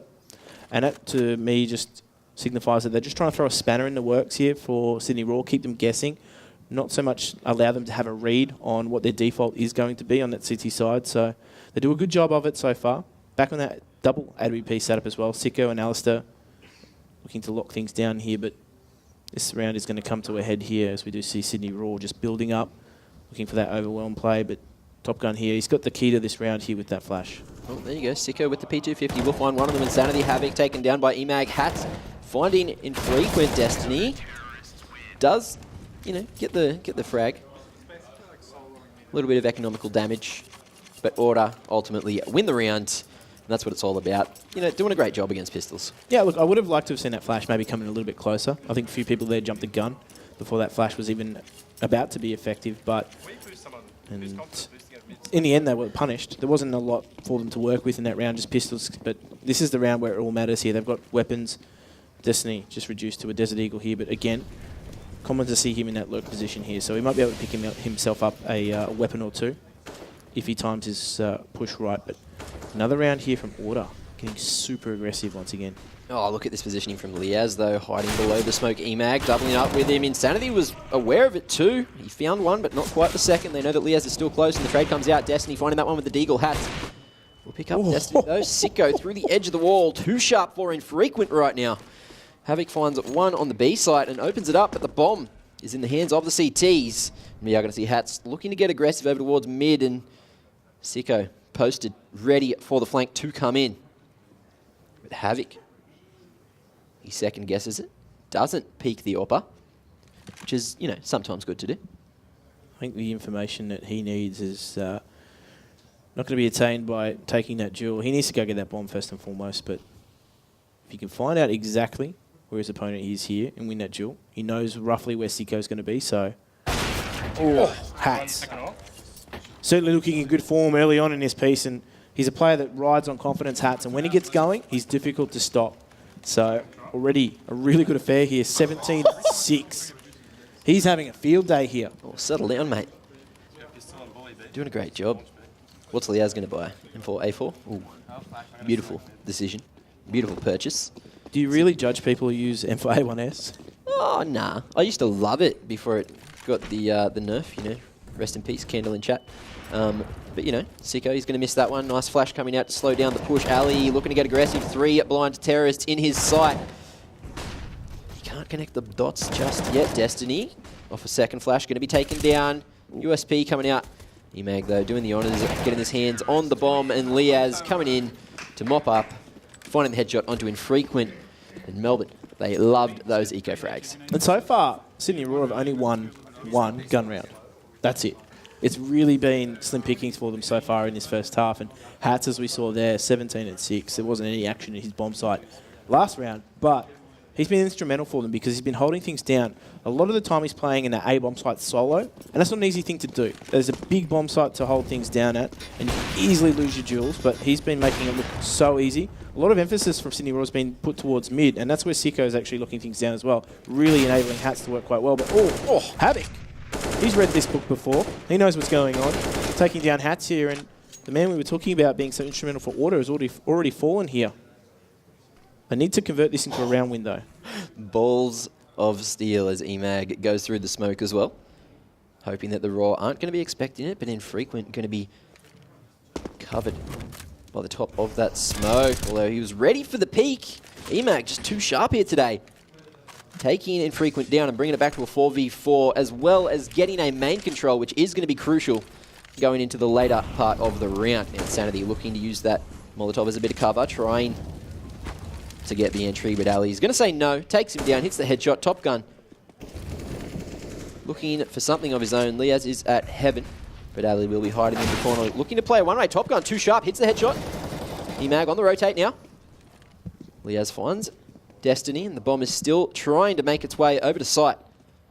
Top Gun, we'll see how he can go here. Sicko posted on the angle, but the bomb somehow manages to cross, manages to make it, and Order, they are just going to be going for the retake in this situation. Top Gun planting safe over towards triple. Liaz and Emag looking to come in from tree. Top Gun lining up the pop flash. Don't know if I like that plant. I definitely don't, but it is in a spot that is quite wall bangable, so safe plant just so he could get the bomb planted. Well, here we are, Liaz running out in the open, causing a bit of chaos. Sicko finding one with the P250, pulling out the AWP, and it's all up to Havoc now. Bomb not quite planted for him. He finds one, but the trade comes out. Sicko with the P250, picking up a 2K on the retake. Not actually using the expensive weapon, just the $300 one. Yeah, look, that's all you need in that instance there. You sidearm if you're out of weapons, out of bullets. P250 in close range is actually really efficient here, but this is Havoc just reading this play really well, actually. No chance for Hats there. I don't think Havoc actually even saw him, to be honest, but just aware of the fact that Hats is locking things down by himself at that A-bomb site. That's actually why they didn't expect Imagine to be that second man through the smoke either. Yep. Because Hats has often been that solo play. If he's going to push A main for information, chances are he's going to do it by himself. So, ready, willing and able here. Melbourne Order for a change in tempo, but it's not coming from Sydney Raw. Very much determined here on letting their default split pick option work. If they get themselves to 5 though, I feel as though that's a workable scenario for them to lock things down on CT side. Just remember too, this I believe was their pick, so they need to make this work. This is a very tough best of 3 for them.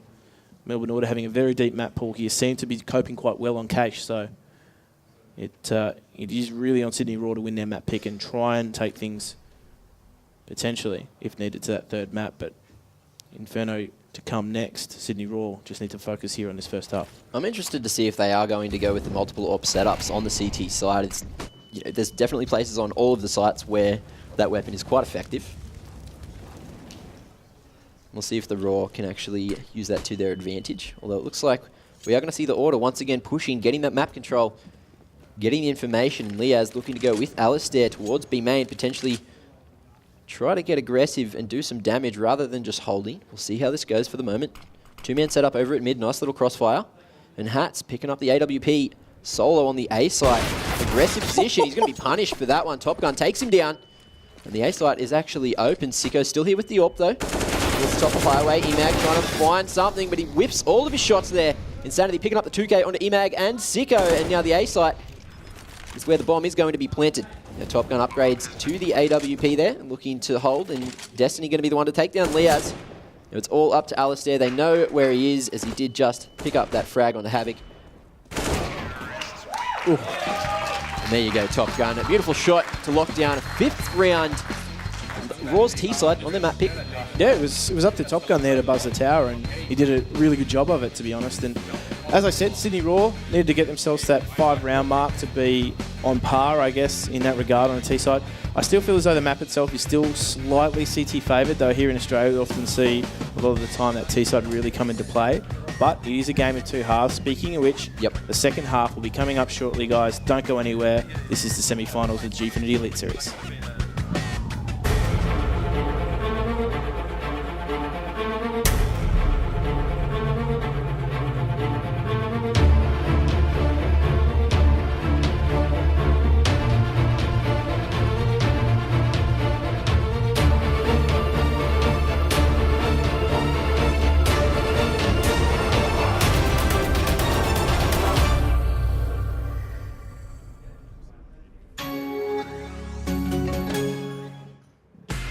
Welcome back, guys, to the semi-final here. We have Melbourne Order really putting some rounds together on the board, but Sydney Raw in the end just got themselves enough 5 rounds. Do you think it's going to be enough here, Mac? I think they'll keep it competitive. I did say at the start it was going to be 16 to 10 on this map. I think that they can get at least 10, which, would be good. If it was, regulation season, then they would be picking up that extra point, but obviously it's not. It's the finals, it's playoffs. If you lose, you're out, and that's how it is. Play it how it lies. Exactly. It's a single elimination too, so it's on the line here for them. Order, they're looking relaxed after that first half in the zone. They strung some rounds together. For Sydney Raw, they really didn't have too much success on those gun rounds, only winning 2 gun rounds after the pistol. So for them, it was really a tough test of what's going to be ahead. But I guess we'll find out here as they do swap sides and go into the match. Look at this. Insanity picking up the HE grenade. Could it be the play, Mac? Could it be the difference maker? Could be. We did see a nicely tossed grenade from Hats earlier. See if Insanity, I almost called him infrequent. The Ints team, without actually having Ints on it. It's insane. It's all about the prefixes. That's it. Although Insanity, is he going to get caught off guard here? Aggression coming out from him and Havoc. Although the push through Squeaky, Sicko and Hats both picking up entry frags here, and the bomb should be planted successfully. Ali finding Destiny, Aggression coming out to find himself a second onto Infrequent as well, and now it's all up to Top Gun. He's trying to make his way close to that tree. Alistair's just going to say no, picking up a 3K. Beautiful round there from him. Double push aim-8 on pistol without any utility, so to speak, of on a city side. Super risky play. You can have huge payoff, but if they don't find that frag, and they needed to in aim-8, and they found themselves just getting collapsed on, normally they will send one through Squeaky too if they're going to go towards that A bomb site on pistol. Yep. So they were just cut to pieces. As soon as there was that call coming through, the push out the door was almost a foregone conclusion there. But now Sydney Raw, again, just forcing themselves into this match. City side economy, need to be careful with it because they need to give themselves as many gun rounds as possible here because they've already lost that pistol. The pressure is on. Insanity playing quite close, going to be spotted as he makes his way to NBK. Molotov coming out. Somehow, the running man going to make his way all the way back to quad and out of sight. 54 HP remaining. Doing a great job to stay alive there and slow down the push from Order. Havoc with the 5-7, finding one of the hats, keeping it close at 4 men alive on each side. Now Leo's going to be getting an entry there with the AK looking for another, but Sicko's going to be the one to find it. Ali finding Top Gun as well through the smoke. The bomb is down for the moment. And in the 1v3, Havoc has managed to pick up the AK. Is he going to decide to save it or just go for it? Looks like he is going to be crossing over to Highway Box. It's one of those situations where he needs to find a frag quickly. If he doesn't find a frag, there's no point in going for the round there, but he doesn't. If he would have saved that AK, there were a few options potentially for next round, but I guess we'll see how things play out here now. Minimal losses for Melbourne Order. And again, we do see hats on that Mac 10 on the farm. Look for him to open up things and entry alongside Imagine as well. Just getting the bulk of information for them. It's pretty standard play in that regard, just to send those Mac 10s in first because they are quite disposable in that regard. Trying to call me disposable? Yes, the Macs. Definitely disposable, guys. Toxic. Toxic gamer. Much like Luke coming over here trying to bash us earlier. Jesus, mate. We're on set. We're live. Do you feel alive? Nah. Haven't had my dare ask coffee, mate. That's on you, mate. Ah. Don't worry, I'll drink it through later. Anyway, Hat's looking to get aggressive here. Finding the pick on the B site. Sorry, Kevin. And we are going to be seeing that bomb picked up. Making its way over for a plant, but it's gone out mid first. So this could cause a bit of drama. Although something's happening here. Bit of miscommunication. Sicko tapping it back into their favour as he does pick up the 2K. So it's all up to Infrequent, who had the Zeus, but he couldn't really use it out in the open like that. Unfortunately, I mean, for Melbourne Order there, it looked as though the bomb was just sitting, waiting for that information. Play come through. They got control of B bomb site. Ali had already pushed through with that Mac 10, but it seems as though the bomb wanted to cut the map a little bit and go through the least safe way through mid.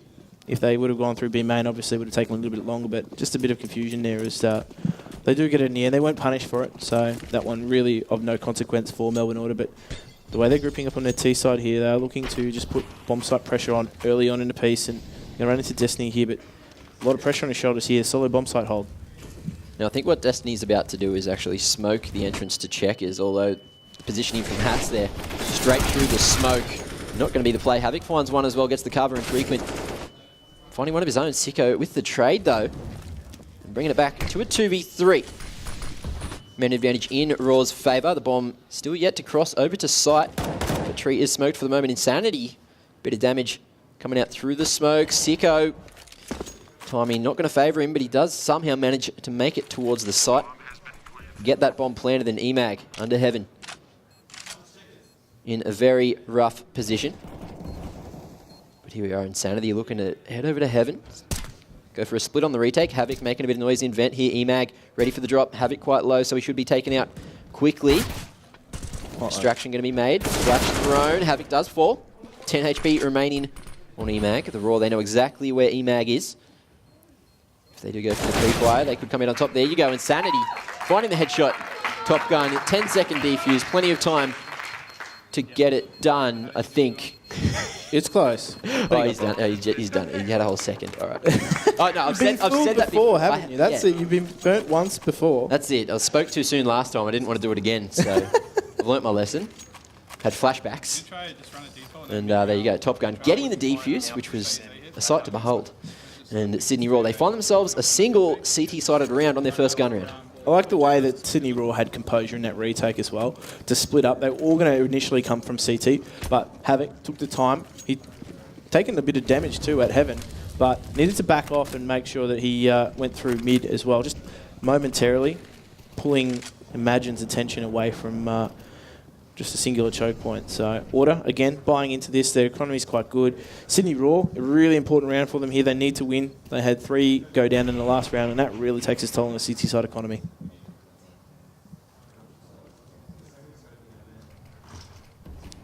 You see Order just holding a lot of map possession over towards the A site, or at least behind A main.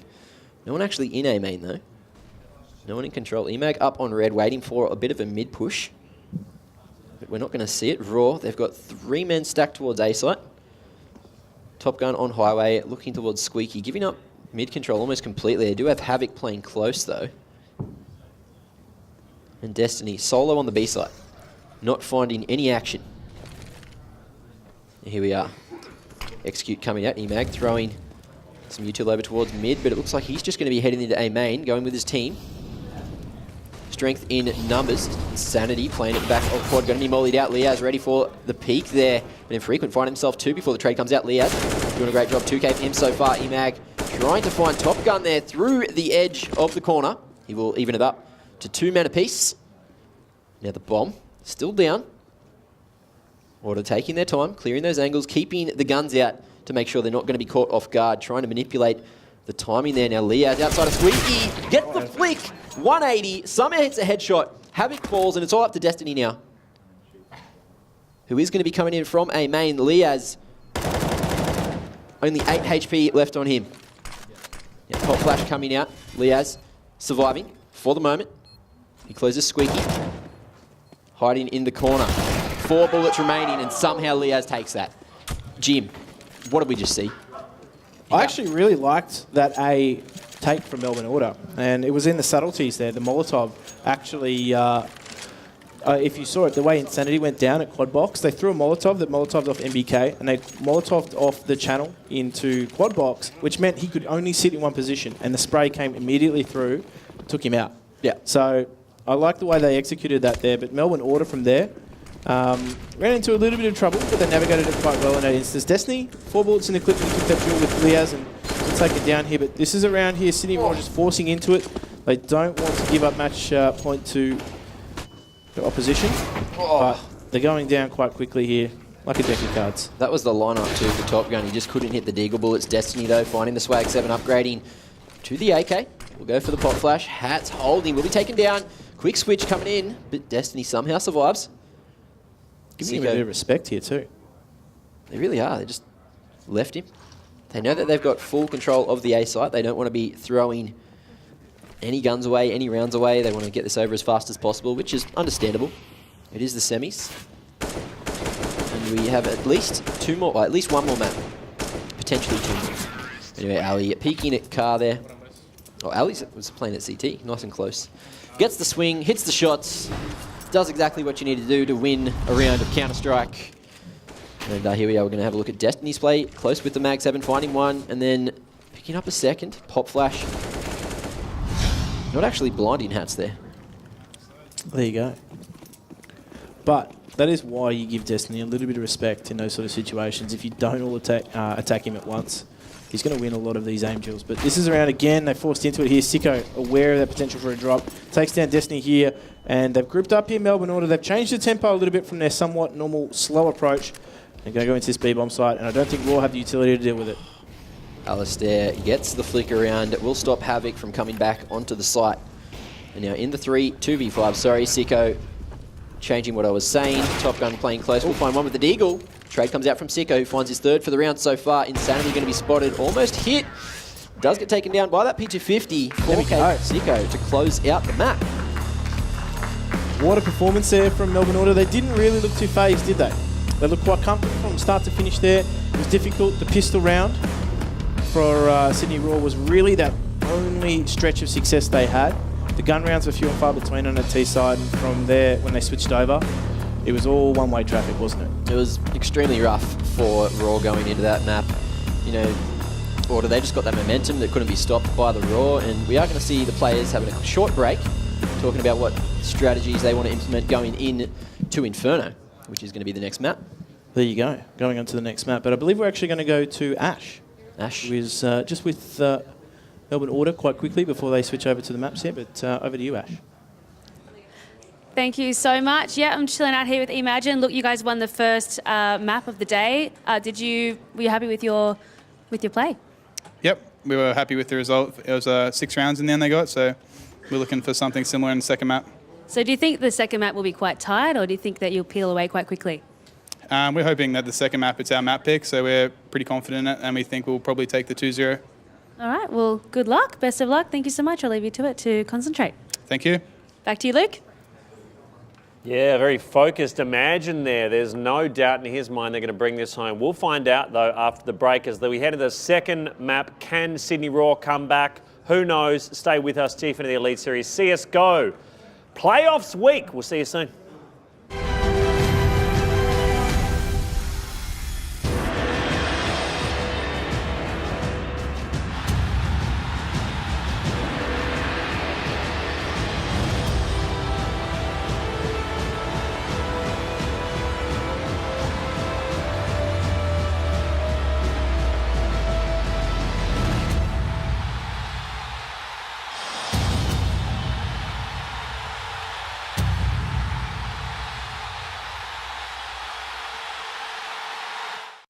Mr. Murray, have you decided on a name? We're thinking Callum. Calamari. Calamari. Calamari. Let's make it Jack. Drink it through with Dare iced coffee.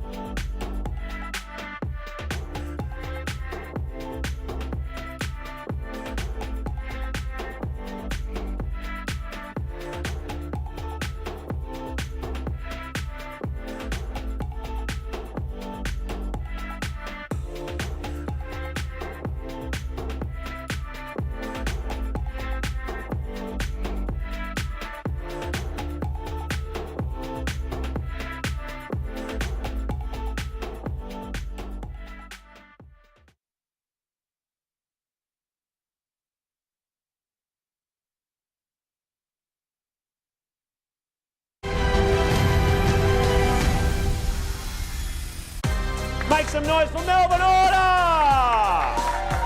Playing under an organisation that gets involved with the players a lot and helps us and supports us wherever we go, it's huge. It's like a team that I can rely on. I've been playing with them for half a year now, and they're like some of my best mates as well as, you know, in-game teammates. So they mean a lot to me. You know, playing video games for a living, it's a big sacrifice to us. That's why it's so important for us to be a family and to be together because, you know, we're always away from our families and we're traveling heaps and we have to put so much time into this. So I think it's very important that, you know, our team and our organisation is, you know, a big family. As a team, we're practicing 4 or 5 days a week, usually from like 4 till like 11 p.m. sometimes. And individually, that's just like recreational fun where I'm just doing my own aim practice and focusing on myself, improving as a player, individual. But there can be like up to 6 hours a day as a team, just practicing and trying to improve ourselves. We make sure we practice the fundamentals, communication, the way we play off each other, the way we want to play in a match, we practice in these games. So yeah, that's the sort of things that we practice. I think it's a good tournament to show our worth and show that, you know, we're one of the top teams in Australia, and definitely want to show, you know, everyone that what we can do. We're not really worried about our opponents, just focusing on our own game.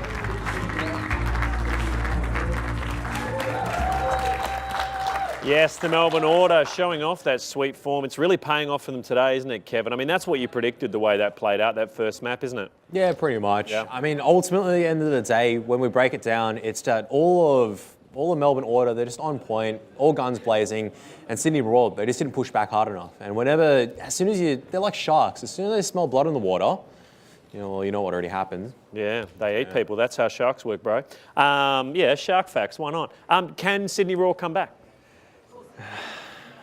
Someone just said, of course they can. I don't want to. I feel bad because I want to say yes. Yeah, but that's you also not, want to be that's not right. an honest answer. Yeah. Okay. So yeah, that tells you everything that you need to know. All right. Well, Kev doesn't think they can, but the audience, do you guys think Sydney Raw can come back? Yeah! Yes, 50%, I'd say. All right. Right now, we're going to cross back to Jim and Mac. We're going to get straight back into gameplay. Map 2 kicking off. Over to you guys.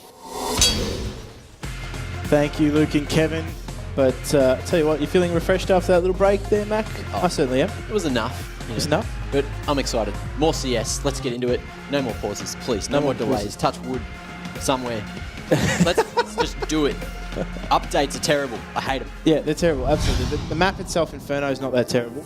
And for me, as I said, this map is all about utility and choosing when to take fights as well, because I think a lot of the teams fall into the trap of spending a lot of time and focus on Banana. It's not a bomb site, but it is a key area of the map. A lot of people fight to the death in Banana. They don't need to take the jewels, but that area there, I think, is where the bulk of the action is going to come from, in the sense that both these two teams, you know, they have different gears. Particularly Melbourne Order, we saw there that they had a few different gears they can go through. They go through that passive stage. They can also vary the tempo. Sydney Raw, we have seen in previous weeks where they have varied the tempo a little bit, but they never really got into a groove there. So against opposition like Melbourne Order, I don't feel as though they're going to get it, but I think already here we've seen some action as Havoc's gone down, but Infrequent does find one, but Destiny actually finds a return frag here, as that bomb is still in a position where they don't need to commit to anything, but they do have the bomb site B if they do wish to go there. Well, yeah, with that two-man advantage, not sure how that happened, but, you know, they seem to have the B site, and the bomb is going to be making its way over. Order in full control now. They should be able to get this plant successfully. Insanity finding one as he does come for the rotate. Alistair being taken down, but Hats finds Top Gun. Was lurking over towards Con there and running one tap. Who needs to stop in this game to hit their shots? Not EMAC. Not, well, apparently. To be honest, once you get that pistol, that P250, the USP, and you're running around with it on that T side, it's confidence. You've already got one up on your opposition. I don't know what it is. It's just that extra chest of confidence that comes with having your opposition's weapon and taking those duels. But Melbourne Order already on the board here, and Sydney Raw buying into this, going to try and make those scouts work. And there's only certain areas that can make them work, and that is from top Banana and top mid. So look to see those working their way through, but Liaz has already found a Top Gun there, and they're just splitting up across the map, letting SMGs go in first and do the damage here. Quite a smart approach from Order. Quite standard too in that regard, as they don't need to overcommit here. They are still a little bit separated, but once they found their pick, they regroup up, they get themselves going on a bomb site, and it's a smart way to play anti-ecos. Well, here we are, Infrequent. We throw in a flash for himself over towards top of Banana there, showing a bit of presence. He might have got the info. He has fallen back to CT. Will be posting. Flash blinding them as he does get pushed back by the smoke. Havoc does find one to Ali, holding. Mac 10 coming in through that smoke. Hats will get the frag and somehow fall back just in time to survive with only 29 HP. Sicko as well, quite low with 11. So in the 3v4, Sydney Royal may actually have the advantage on the retake here. Potentially.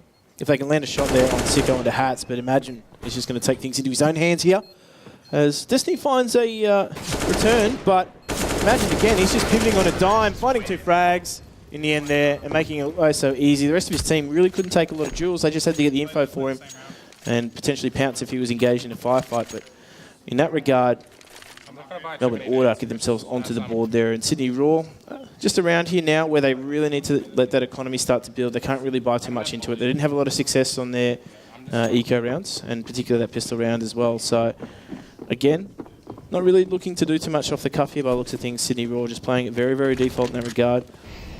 Maybe taking a chance here, stacking a bomb site. Some teams do like to do that on a round like this. Definitely not a lot to lose in that regard, but Sydney Raw are doing a great job of just grouping up, sending those SMGs to the front, utility at the back just to support them as they flash them into contest areas, and just a really organised approach on the anti-ecos from Melbourne Order. We do see the 3-man stack towards the end of Carps there. A nice trap, but it'll only really work if Order do decide to go towards the A site. But as we see Hats, he's getting the map control, clearing those angles with the expendable Mac 10. It looks like we are going to see Order heading towards the B site. Liaz on his own with the AK could potentially give that up if the Raw get aggressive. And here we are, Hats getting the entry. Havoc goes down. Now Liaz. Beautiful patience, beautiful discipline as he does pick up the 2K, waiting for a third CT to go for the peak. That will be infrequent. And Liaz manages to survive a 66 HP.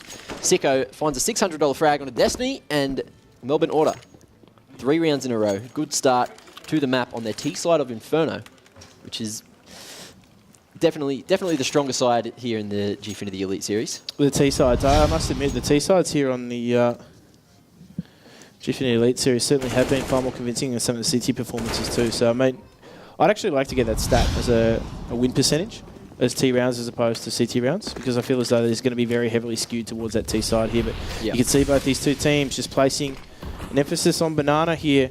CTs need to be careful. They don't need to lose these duels. Destiny finds an opening frag, but he can't quite get out here. Havoc flashes himself in. Can he find an extra frag here? He finds one. Is he going to get out? No. And they do go down here, but the rotations come through. It is a 3 versus 2 here. Melbourne Order have taken a lot of damage. Infrequent still has a gun at the ready. No head armor, but against these AKs doesn't really need it. Although, there you go. You know, he saved $350 in the long run, but he did get taken down anyway by the AK. Liaz too damn sharp. And another through the smoke. Liaz, hello. 2v1. Insanity coming in on the flank from Banana. Liaz doing a great job so far this round. Let's see if he can cover the plant. No, he can't. And in the 1v1 with 50 seconds remaining to get the bomb planted, Insanity looking pretty good to pick up the round. But Liaz, he's so sharp. He's a player you want in this 1 versus 1 situation as well. In any situation in clutch for Melbourne Order. So consistent, so smart, but just buys himself some extra time here. And now we'll take this one-on-one duel here. A lot of damage being dealt either way, and he navigates that round so well. The shot onto Top Gun through that smoke was probably the cherry on top of the icing on top of the cake here. But Havoc made a solo play here into Banana. Very risky. Got himself 2 frags, but didn't get away ultimately there. And Liaz, he looks so cool, calm and collected in those sort of situations. And this is why people, I guess, call him out as a player that has the highest skill ceiling in Australia. He used to be, I think we've touched on it before, a KZ world record holder on a couple of maps, KZ being Creeds, which is a movement-based game mode in Counter-Strike. Not really competitive, but, you know, good to know. It can be, though. That's the thing. It definitely can. The way you talk about it makes it seem as though it's competitive. Well, it's fun. It's like time trials, so it's like racing in Counter-Strike.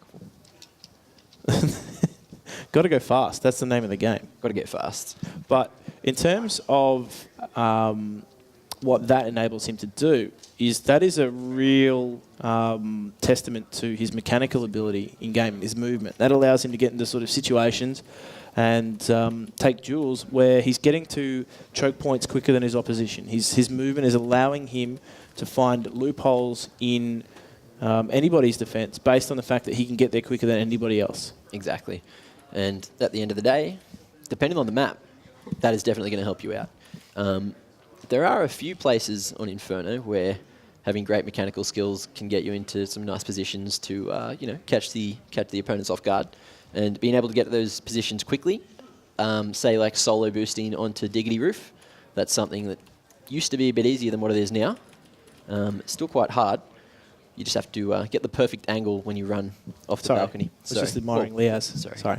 Anyway. But you're quite right, though. That is such an important skill to have, but it's not essential, though, in that regard, is it? Like, for a player just starting out, it's one of those things where it's probably at the back of their mind in terms of what they're actually focusing on and playing towards and training. A lot of people will focus on, more often than not, the aiming side of things, but all of these guys up on stage, particularly on that water side, they have that in droves, don't they? That mechanical ability, that aim. Yep. Bails them out of a lot of situations. Yeah, well, movement isn't something that you need to be good at to get to the top. There are a lot of players that would never have touched any movement-based stuff other than like in pugs where they just self-teach. They don't use the extra maps to learn the skills that they don't necessarily need. But, it is a good starting point if you, don't want to bother working on that aim. That is it. But back into a round here, we do see Sydney Raw, just on that force buy. Economy not quite there just yet. But, Alistair, just recognising that carpet push potentially comes through. Now, that is exactly how Alistair saw it without that X-ray. So just to have that understanding of the CT pushes, the timing, and the potential for that to actually be an occurrence yields him that kill. And Insanity does go down. So they recognise that Sydney Raw, potentially their money's not quite there enough, that they're going to be buying into this with pistols. What they're expecting in terms of aggression is being dealt with too. They're grouping up quite well. They've got 3 in second mid there, 2 in banana.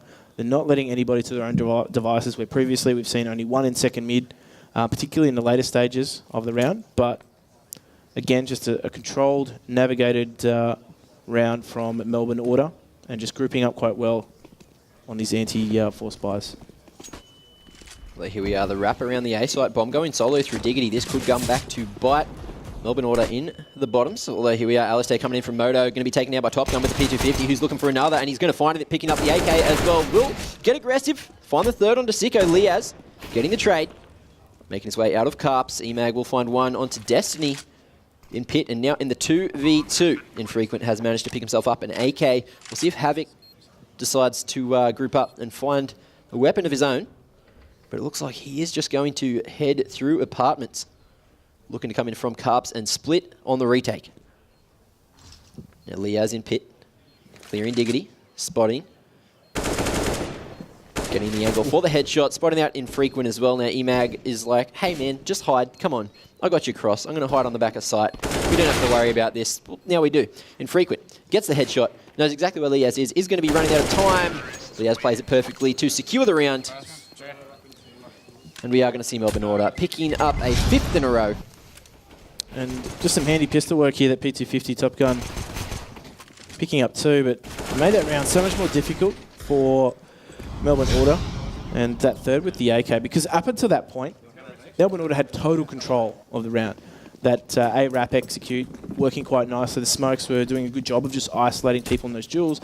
And they didn't quite deal with Top Gun here, and that's why we said he's quite a dangerous player. He's got the ability to find the encounters that he wants to. But finally back on weapons here. The double AWP set out coming out from Sydney Raw. And as we said, not a lot of options with the AWP on Inferno. You can also take it to apartments as well, but also, again, very risky play. Hat's in the perfect spot to be warbanged there. But Havoc not actually taking those shots. Looks like Destiny somehow dodging that one. Boost coming out. I think Havoc has been spotted. Hat's ready for the repeat. There we are, Sicko taking him down through the wall. Now Havoc trying to find one of his own. Hats with the aggressive little push. Almost whiffed, but Havoc couldn't hit the shot. So he gets taken down. The B bomb site is open for Melbourne Order to take. They are going to be a little bit wary, heading onto the site.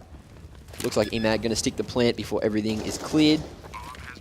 And in the 3v5, I think Sydney Raw should probably just save here. Yeah, look, make that economic decision just to keep those weapons in play, potentially for next round here. And you can see that they're not going to force that issue and go for it here. But Melbourne Order, they may actually just choose to try and hunt these weapons. And you can see going down Banana, that's exactly what they're going to do. They're not going to push CT, too many angles to check, but through mid and whatnot, hopefully they can get the round up here on their opposition. But that is Sydney Raw going down in an instance where they're fighting at top Banana. Maybe overstayed their welcome there. They should have been potentially looking to fall back. And fighting it like it's a bomb site, not always a good idea.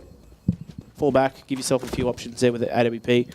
Could have potentially yielded some better success, but they're going to save their weapons here by looks of things, Sydney Raw. And they only take one there, Alistair. Maybe take a second here, but tense moments there, as they do leave 2 weapons in play. But Sicko, you said that the wallbang potential wasn't quite there from the CT side. Sicko recognised it from the T side.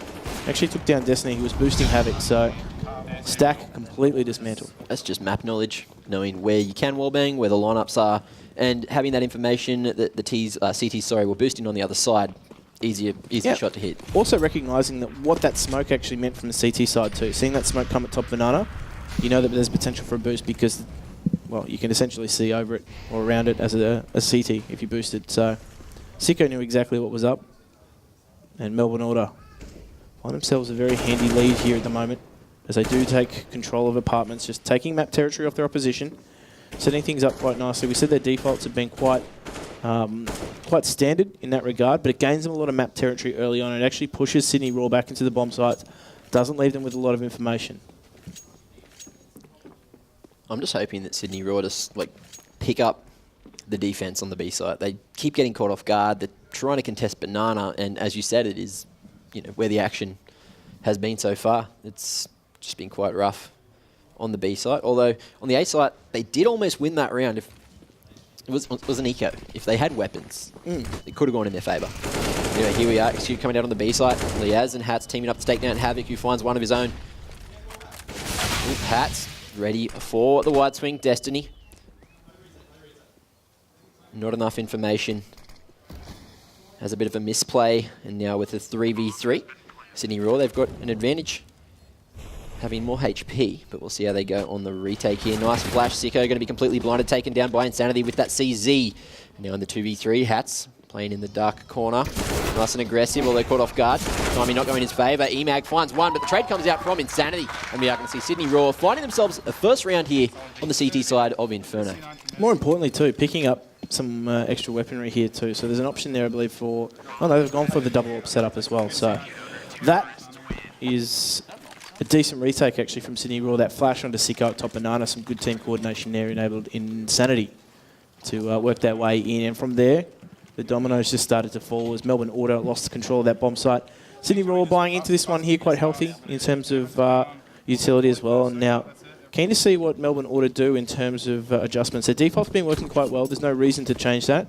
I think their mid-round reads, potentially, if they can yield themselves a pick here, they'll just try and work off that. Quite a simple approach, but infrequent. There's a quick shot here, and they do actually set themselves up nicely. Frequent's so sharp. He's so quick too. I think that's the key part, is the fact that he can hit those shots quite quickly, and you can see Sydney Raw almost immediately been pushed into that bomb site.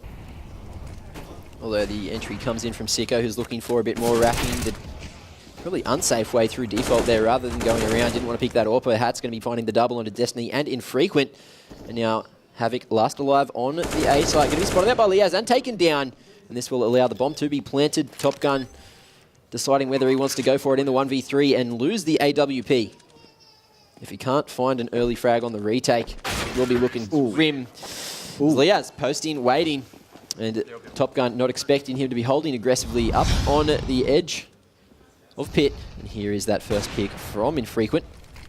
Quite quick.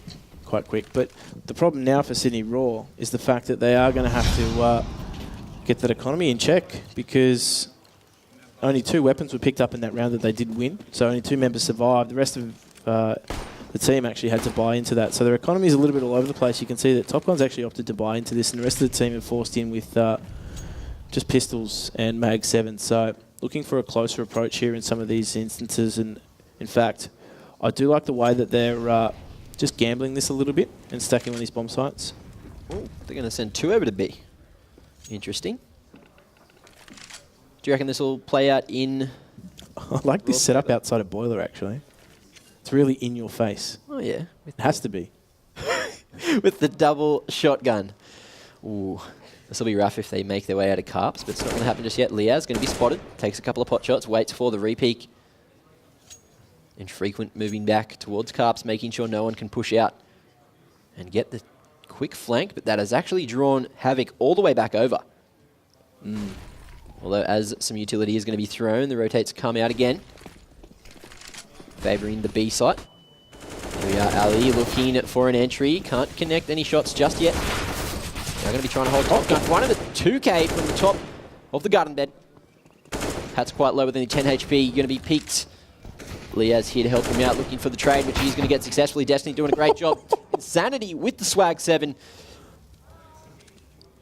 Getting the refrag. And now it's all up to Sicko in the 1v3 with the AWP. Trying to show Top Gun how it's done. Here we are, making the noise, giving up his position. Now Sydney Roll look like they will just go for the retake. Playing a bit respectful. Insanity going to be spotted, taken down. Sicko gets the flick. Havoc just surviving. Couldn't find the frag himself. Infrequent going to do the honours to close out the round and find a second for Sydney Raw. But that got a little bit close. It was all on Top Gun on this boost, to be honest. They didn't actually check it. Managed to pick up 1 and 2 there, but, well, Imagine was the first to fall. But they did eventually get him, to be honest, and that was the key for Sydney Raw, and those Mag 7s just finishing things off in style as well, too. So Sydney Raw do have some money now coming into this. They've actually opted to spend it on utility and a balance of weaponry as well. Infrequent under AWP has been quite key early on in the piece here. Actually tags, hats down as well through that wall, so down to 46. But most importantly, from Melbourne Oil's perspective, they pushed him out of Banana. And I like this approach from Sydney Raw. They recognise that they don't have to contest Banana for longer than they need to. They contest it in the early piece, but if you're overwhelmed, fall back into the bomb site and they've conserved their lives quite well. Here we are, Destiny playing aggressive, going to find the 2K, 3K, and falling back. Somehow surviving with 14 HP. Massive play there from him. Infrequent going to be spotted out. Wants to go for the repeak. But this smoke from Destiny will allow Emag to make his way back to safety. For the moment, hasn't crossed yet. So the Raw, they are aware of his position. And Sicko looking to potentially go over to the A site to cause a distraction. Hold some CTs close there, but Destiny wants to push. He wants to go for it. Emag trying to do the bait play. Looking for the fake. Here we are. Destiny finds one trade coming out from Sicko, so he's looking to find that bomb again. Infrequent whiffs the shot. His raw aim not going to be enough right now, but with 20 seconds remaining, will Sicko be able to get this plant in a 4v1? He's going to be tagged as he crosses over to site. CT's looking to go for the retake. Bomb planted successfully. Sicko trying to spot the bullet traces to line up a frag. And he will be covering his flank. Insanity pushes, taken down. Sicko looking for more, but he can't hit the shot. Tried to line up the headshot, and that moment that he gave Raw on the retake was just a little bit too much. And Sydney Raw will find themselves a third round. Do not fear, little one. The retake was successful from Sydney Raw's perspective. That 3K there from Destiny, maybe lucky to pick that third frag up, but he... this is why his ratings are so good. There's rounds like that where he racks up 3 frags and he brings his ADR right back up. Right back up. M4A1's recoil reset, like the timing on it, is the lowest of all the main rifles, right? It is, but there's just not enough bullets in the chamber, unfortunately. 20 bullets, you go through it quite quickly. It's one of the higher fire rates too, so aside from the FAMAS, it's up there. It recently got more in the reserve ammo, though. Yeah, so you're more likely to see people with that M4A1S equipped able to take that opportunity to spam through smokes as well, whereas with previously only 2 clips in reserve, you really didn't have that option. Oh well, times are changing. Insanity, massive with the M4A1S, finds the 2K, Top Gun finding one of his own second. for himself to hold there. Havoc getting the bomb dropped, and Sydney Raw showing some potential, looking like they're here to game. Looking quite good in the skeet shooting competition, as well as they all jumped out of carpet there.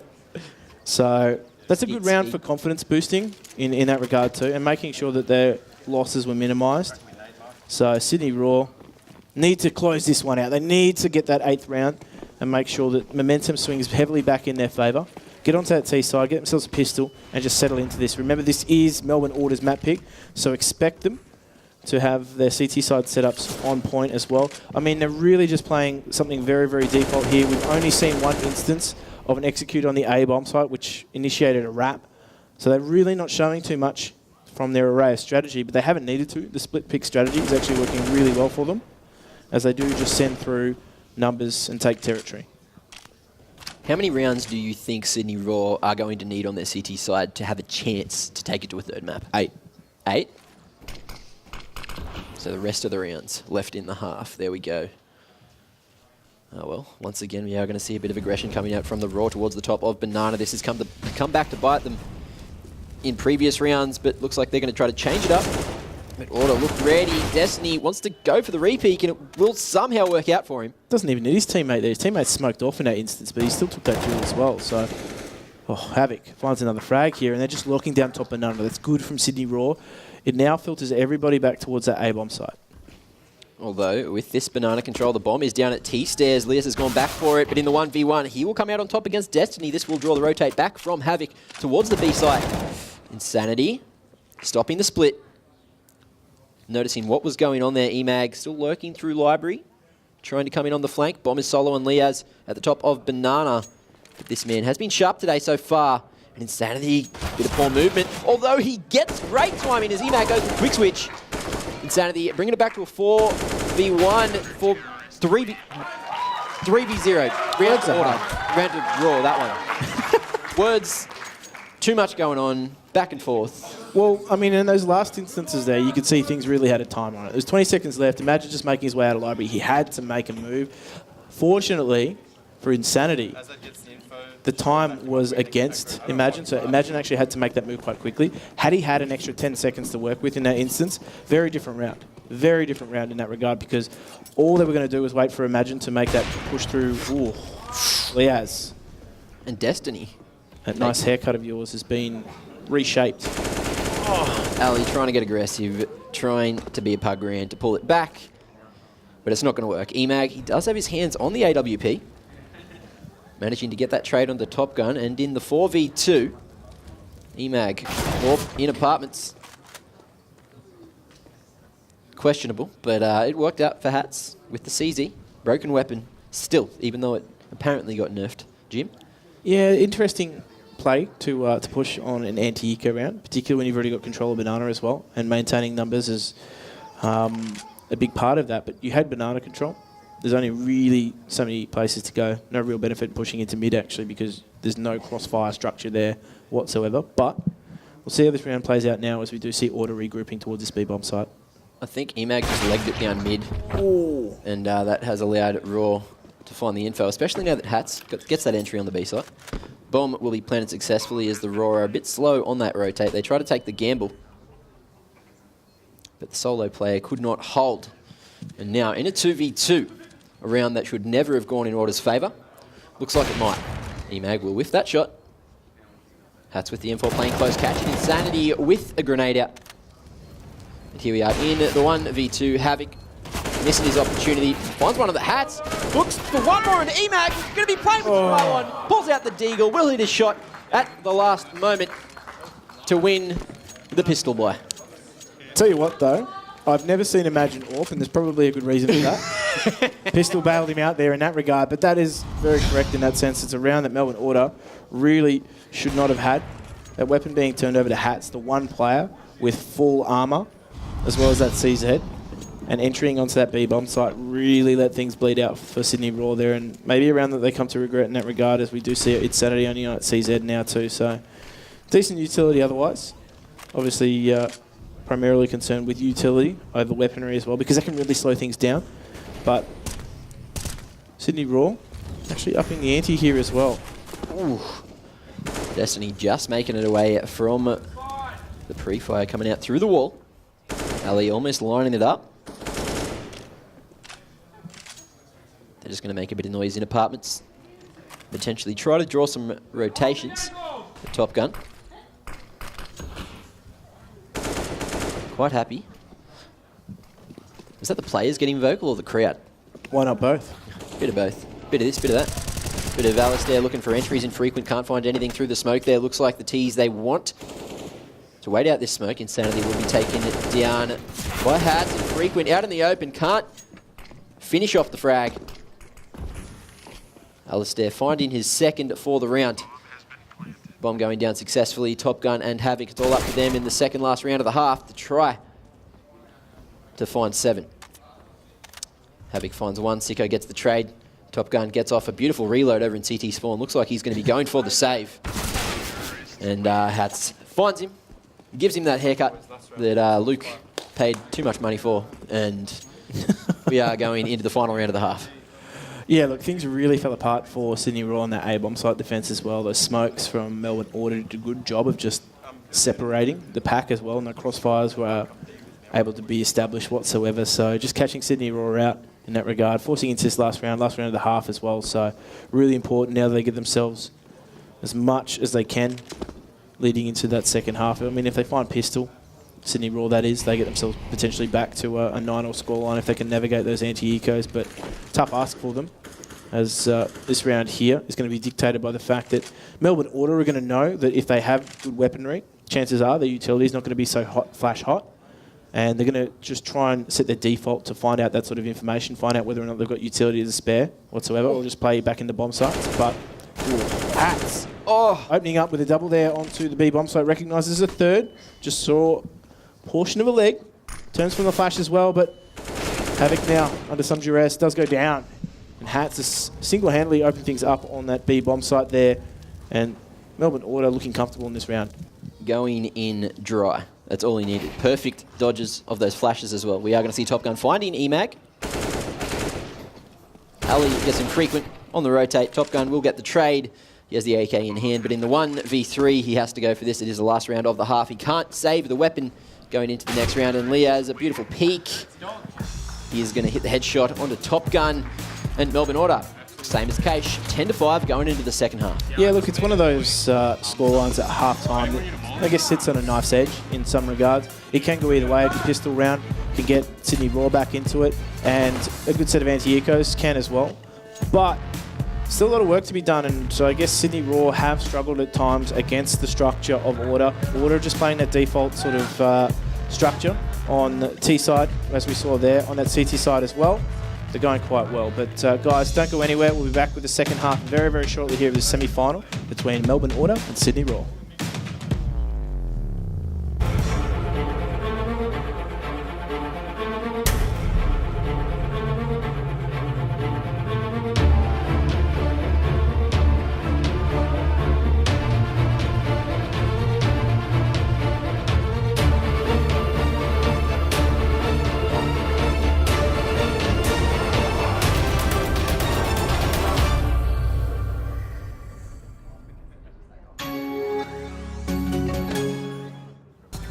Welcome back to the Gfinity Elite Series Australia, presented by Alienware. Mac, this is a tense.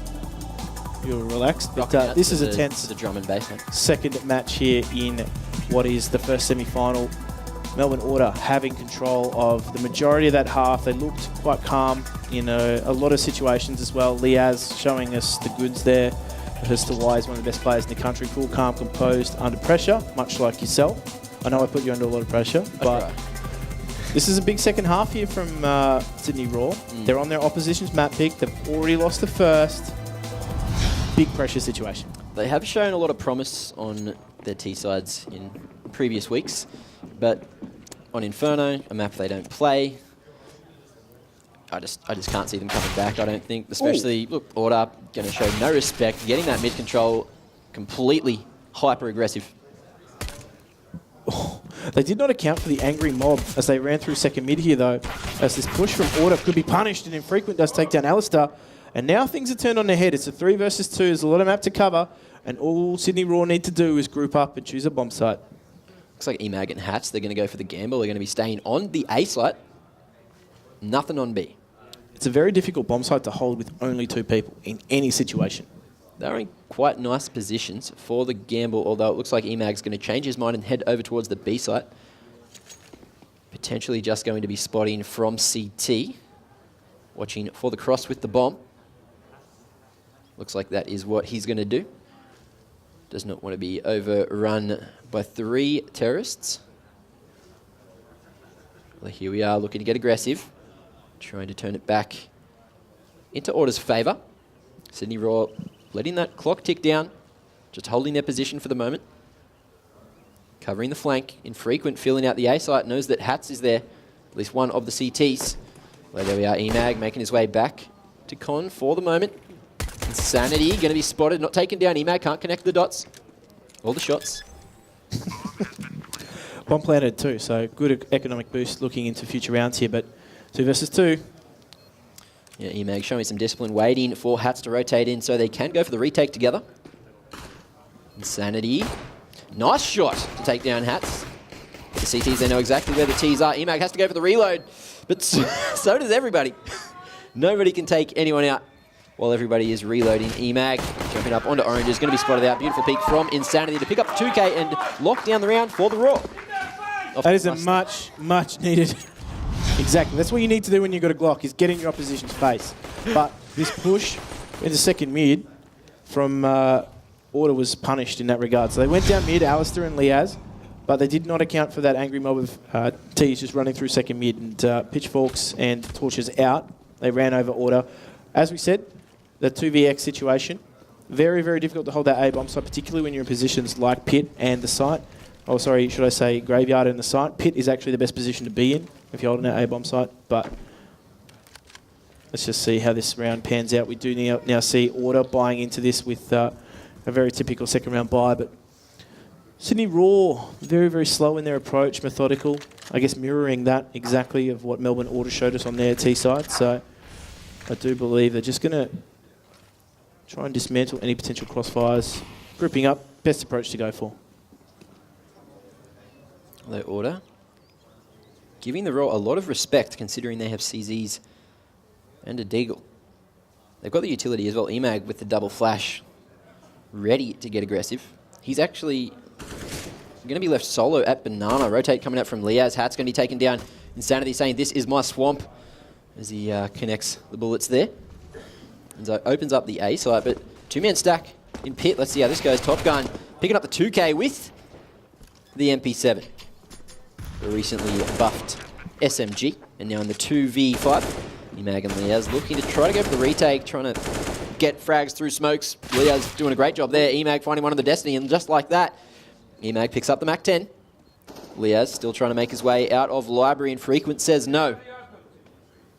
And in the 3v1, Emag may just try to buff the economy. Doesn't have any armor, but he does have some utility to work with. Playing close with the CZ. Full clip there, Havoc can't spot the shoulder. The angle going to be too strong for Emag here. He will hear the T's running away, saving those weapons, but there's nothing he can do to pick up the round. Raw going to string 2 together to find themselves a 7th. Order shaking in their boots. Jim? I don't believe so, but in that regard here, Top Gun just straight out. Those SMGs, first contact in the site, just taking apart Alistair, just not a lot he could do in that position. He was committed to just holding it, but just playing that round the way it should be. And as we said, 1 pistol round, and things start to go back into the balance here. I'm keen to see what Imagine will actually do. He's held onto that CZ. The only thing that might work against him is that draw time. So for looking for him to play in that support position as well, particularly knowing that he has the flashes, he has the grenades as well, just to enable his teammates. He has dropped that SMG to Liaz as well too. So they might be able to yield themselves some kills here, or even better, get that SMG involved as well and just rake in that money bonus. But just a very slow, methodical approach here. Not really surprised to see it. Obviously, recognising that the occasion for Sydney Raw is quite important. They don't want to make mistakes. They're going to approach these rounds quite slowly, particularly whilst the game hangs in the balance. They don't need to take any risks just yet. Well, Emag, with those 2 flashbangs, could allow Order to open up the round over at Banana, although it looks like with that, Liaz is going to be looking to get aggressive. Playing on the corner. Waiting for the push. Flash comes in. Does take the focus away for the moment. Destiny, Infrequent, and Havoc all picking up frags. Havoc a second.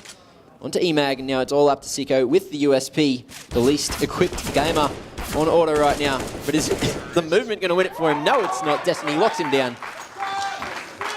And Havoc just navigating that pile of wood so easily. It's the beard. It gives you that lumberjack ability. Does it? It does. Like, no wood pile is a problem for Havoc.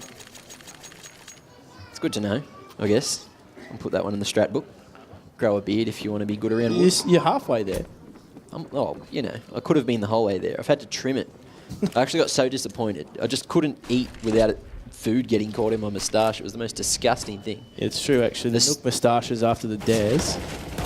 The ice cream moustaches out at KBBQ, they're pretty good too. Anyway.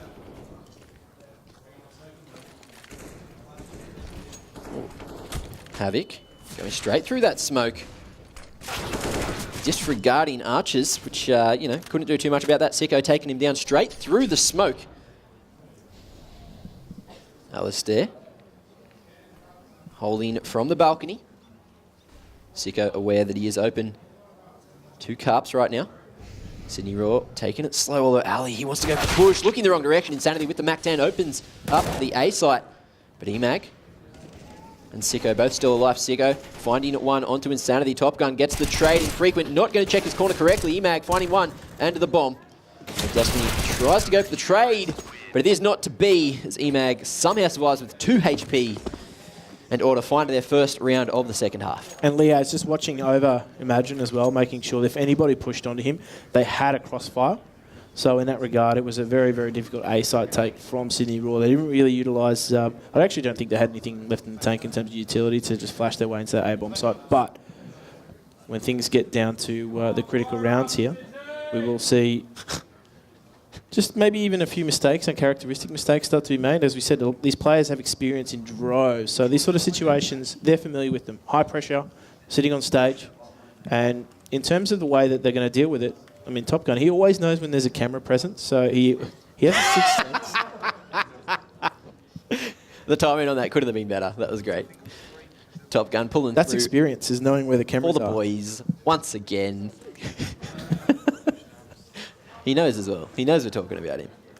Yeah, as I said, it's a 6th sense. What's going on? We in a technical pause. All right, I was too focused on his face that I didn't actually notice what was happening with the game. Interesting. Yeah, you've given me that look a few times too. It's for some interesting conversation. Hey, we're off camera, all right. But what's off camera stays off camera, all right, Jim? Please. That is true. There's a good reason it's not on camera. But Sydney Raw now, they've worked themselves into a good position here. This first gun round coming out from Melbourne Order is going to be testing for them in that regard. So we know that they do possess one of 3 options with that AWP as well. I mean, it wouldn't be surprising to see Sicko pick that up, but it depends on whether the economy is going to dictate it or not. So let me just... So I don't know. There is potentially some weapons on the ground there in spawn, but won't get a look on that just yet. So we can see Sydney Raw here. I mean, Destiny. He's a player that, on a map like Inferno, for me, is going to really try and capitalise on the chaos. The chaos? That is going to be created by that use of utility. We've seen him on Cache. He was walking through smokes. He was already prepared to take risks. On a map like Inferno, you don't get punished for it as much. And the reason is those smokes actually smoke off more. There's more channel. Funnily enough, there is more to work with. You can get yourself into better positions if the smokes and the flashes are timed quite well. Really find yourself in some interesting positions. And Destiny always seems to find himself in those positions. Let's just see how he works it here. But Hats started off this series quite well here. Finds himself a nice double as Sydney Raw get punished for trying to take those jewels in Banana. But Top Gun opens the account of his own here. And they're going to go back towards his A-bomb site. On the back of Top Gun's entries, Alistair finds the square that is drafted on that ledger. It's back to a 2 versus 4, but this is really, really interesting. This is such broken play here from Sydney Raw. As Infrequent is at top mid by himself, and he's going to be momentarily joined by his teammate, but for a moment there, they were just so far apart on the map. It's not great for a T-side. It's quite rough. We are going to see EMAG almost solo on the A site. We do see Liaz in CT holding for the rotate, making sure no B split comes out, or wrap onto B rather, as they do have hats. Aggressive, that Banana, who is going to keep pushing as well. Not so much info. Yeah, playing for that information. Two-man stack towards Diggity. Flank going to be checked just for a moment, infrequent. Spotting out Hats there, who is going to peek the AWPer, and there you go, opening to the B site with 30 seconds remaining. The rotate could come out. Raw looks like they might actually fake this. Emag holding his ground. Just for the moment, heading over towards Mini Pit. Liaz solo on the B site. A couple of footsteps going to be made. Flash comes out, but not going to affect Emag here. Destiny jumping towards Diggity. Spins around. This is Emag. He's hiding. Stops the bomb from going down, and now with not much time remaining, Destiny retrieves the bomb. Gets into the dark corner. Has to try to stick the plant. Emag goes for the wallbang. He will be successful in his endeavours. And I don't think Raw were too happy with that one. No, I mean, in that regard, all Imagine had to do was play the clock, play the time. Didn't actually have to take a duel there, because what Sydney Raw had to do was clear out that bomb site. They had no idea where he was, and that was going to chew up time naturally anyway. So he didn't need to reveal himself until the final moment. And a wizard always arrives precisely when he means to. And that's exactly what Imagine did. Bought his time quite well. There's only one place Destiny could be for that plant as well, and experience will win you those sorts of rounds, because he knew the possible outcomes there. But, I mean, are you really surprised to see Melbourne Order, in regards to that first gun round, start to claw things back? Nah. Don't think about it too hard. No. I think, you know, Raw, they've got more rounds on this map than I expected them to get. So kudos to them, but, you know, Order, they're just looking all over Raw at the moment. They are. Are they? Yes. Yeah, good. Hey, mate, I like Stellar that. stuff. I like that Stellar shirt. stuff. I like that shirt. Thank you. I had to fight a gentleman for it. Is it straight from Hawaii? It is. Apparently, it's 1950s vintage. Oh, okay. That's awesome. Well, mine's pure cotton as well. Really nice and light. An Australian shirt. It's a party. Why I look unfazed here on the desk is because I've got this shirt keeping me cool. Yeah. Yep. Good. Well, I got water for that, and Dare Iced coffee. Well, I've got a shirt and water and Dare Iced coffee, so I think I've got the trifecta. Good on you. But yeah, never flustered, are you, Mac? No. I'm a little jealous. I'm not going to lie. In terms of this pause, though, momentum-wise, do you feel as though it is going to put a stop potentially to what Melbourne Order going to run away with? I mean, it gives Sydney Raw a chance to talk things over, because as you said there, they weren't too happy with that. Now, whilst they don't have the opportunity to talk too much in a technical pause other than relay what the issue is, yep. For them, they just need to simmer off. These guys are professionals in that regard. Like, as we said, there's a lot of experience across this lineup. You look across that desk, they know how to deal with long delays, and that's one way to deal with a long delay. What, by drinking it through? By drinking it through. The question is, do you drink it with the microphone in close proximity or without? Well, that's what he's at. He's got two obstacles to deal with, actually three. A moustache, a beard, and a microphone. It's rough. It's rough out there if you have it. It's not. We don't encourage.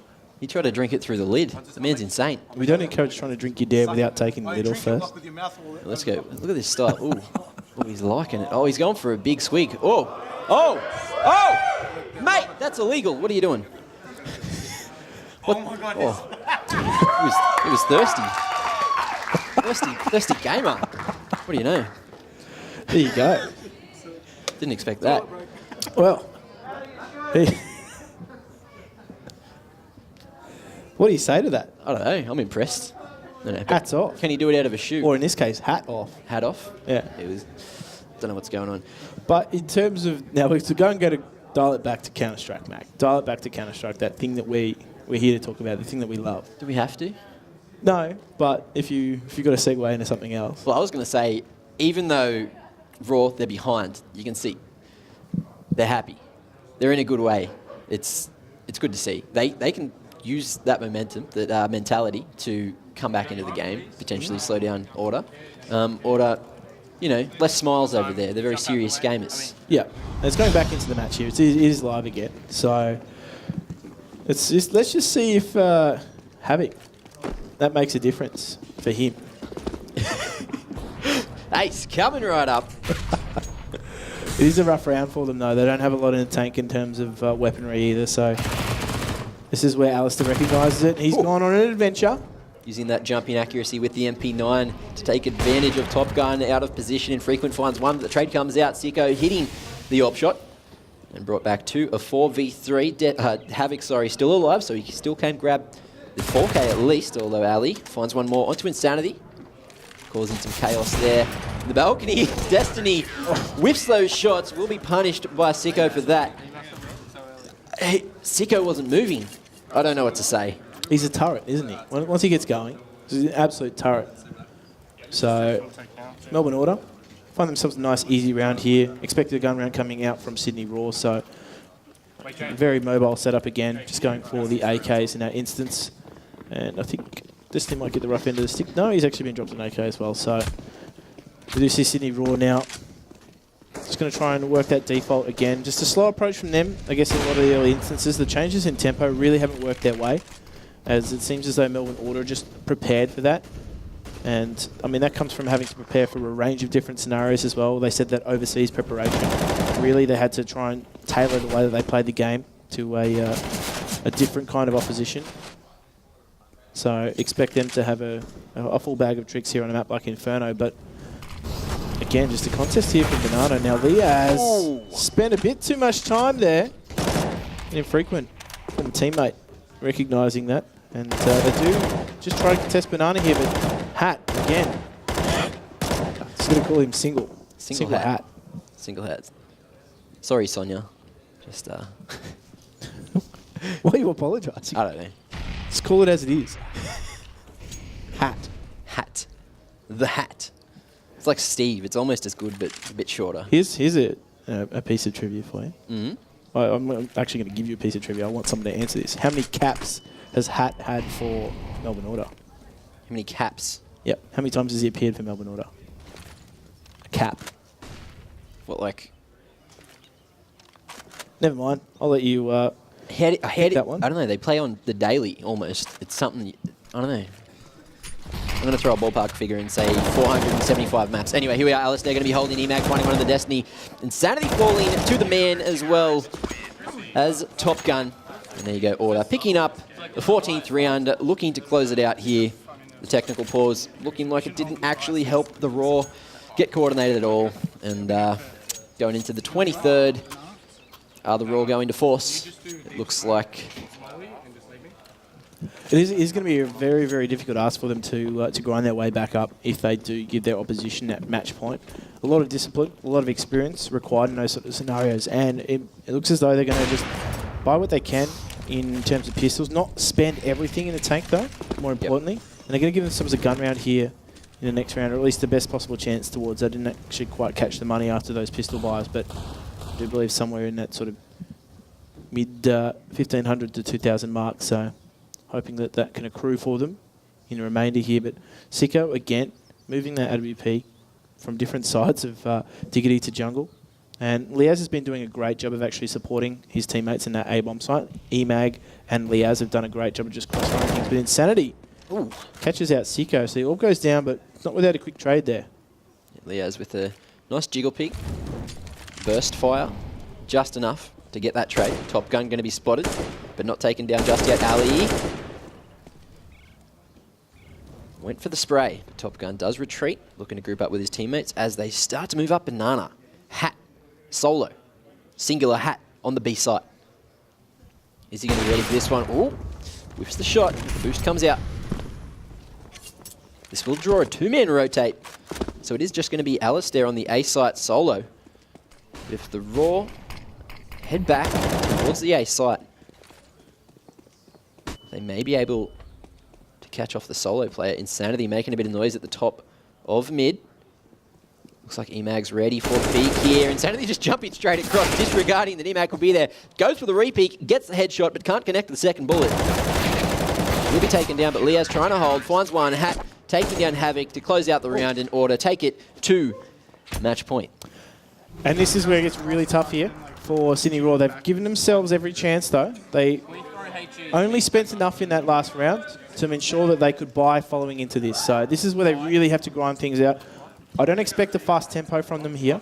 because it hasn't necessarily worked for them. Where they've gone for that split pick approach, it definitely has been more successful in that regard, but you can see why. Ooh. They've been avoiding Banana in some regards because Hats has been so instrumental for them. Finds a frag, disappears into the smoke as well. The gremlin, the ghost, the ghoul, disappearing into the night and defending the B-bomb site. That's all I got. Anyway, here we are. So, wordplay. It's a minute and 25 seconds remaining in potentially the final round of the map. 4v4. What can the Raw do? They do get the trade. Havoc is taken down. Insanity. Nice reflexes, and he does retain control of that bomb. Now, deep nade coming out, but Ali on the other side of the stone wall, not going to be affected by it for the moment. Waiting for the smoke push to come out. Wallbang though, hits Ali. He's worried, doesn't notice that Liaz is right next to him. Liaz is going to be taking down Ali, finds one of the Destiny, but Infrequent gets the trade with the wallbang. And just like that, it's into a 2v1. Raw looking good to keep the game alive. But Hat, he's going to go for it. Pre-scoping in library, smoked off for the moment, but it looks like he's going to be going straight through. Not sure if Insanity is looking the right direction. Looks like he will be trying to play it as a one-way. But the Raw playing close, looking to play for the trade, to lock the round down, even if they do lose another weapon. Hat may just decide to save the AWP. He's taking his time on the slow peak, and Frequent was ready. The fast gamer. What a round. Hits the shot. Sydney Raw find a 9th. Such a solid round from Infrequent there, just opening things up almost immediately. Wins that duel with Sicko. The wallbang on the A-bomb side as well, which... oh, sorry, it was Top Gun that won that duel with Sicko. But in terms of just wallbanging his way into that A-bomb site, that was such a solid round from Infrequent. And this is why his addition to this lineup has given them so many options in terms of the AWP. We saw Top Gun picking it up there. We know that Havoc also picked it up as well in that interview. And again, a contest for Banana here. They need to find that trade, and they do. They've been good so far in those trades, Sydney Raw. And that's the worst thing that can happen for CT sometimes, is getting that one-for-one trade. And, oh no. Oh! Nail biter there as Havoc gets away, but a real contest in Banana. In fact, they've placed a massive emphasis on Banana control. They've sent nearly all their numbers there in the early instances. No real control in second mid. It hasn't been punished by Melbourne Order, but Melbourne Order, they don't need to take any risks here. They've already got match point. They can just try and guide this one through. Pace of the game's really slowed down in the last 30 seconds. Sydney Raw looking to try and even it out at 3 gamers aside. Comms coming in left, right and centre. Sounds a bit chaotic up there on the stage. It's a menagerie, actually. Yeah. Anyway, Infrequent and Havoc covering each other's angles. Ali up on the windowsill. Going to be spotted. Infrequent ready for the peek from Alistair. And he will connect the shot. Now, 3v3. 20 seconds to get this bomb planted. Sydney Raw, they are going to be wrapping around onto the A site.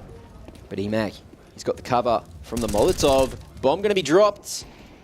He's unable to get the trade. Infrequent opening up the A site though, although the bomb is down in the open. 10 seconds remaining to get this bomb planted. And here we are, Liaz with the cover.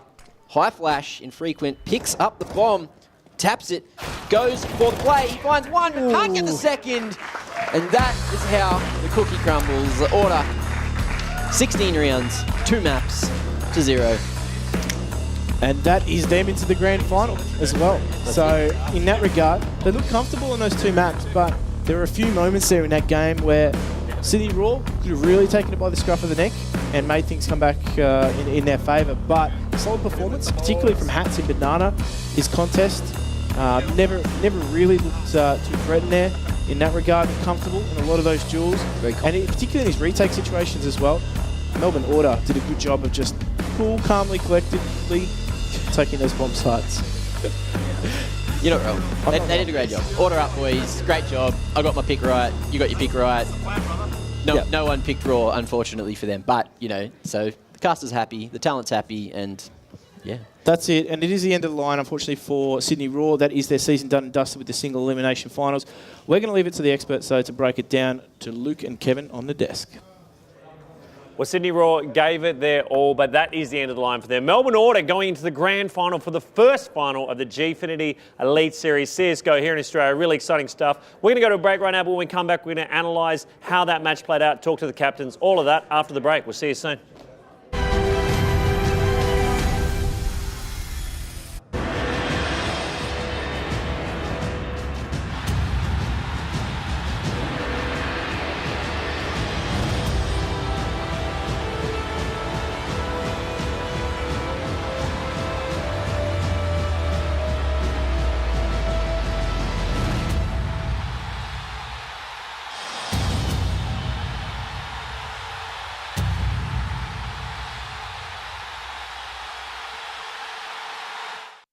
Mr. Murray, have you decided on a name? We're thinking Callum. Calamari. Calamari. Calamari. Let's make it Jack. Drink it through with Dare iced coffee. We create machines that make every experience more intense and real. With Intel Core processors so powerful, you can redefine reality. Because the best feature of a gaming machine is the power to make you forget it's there.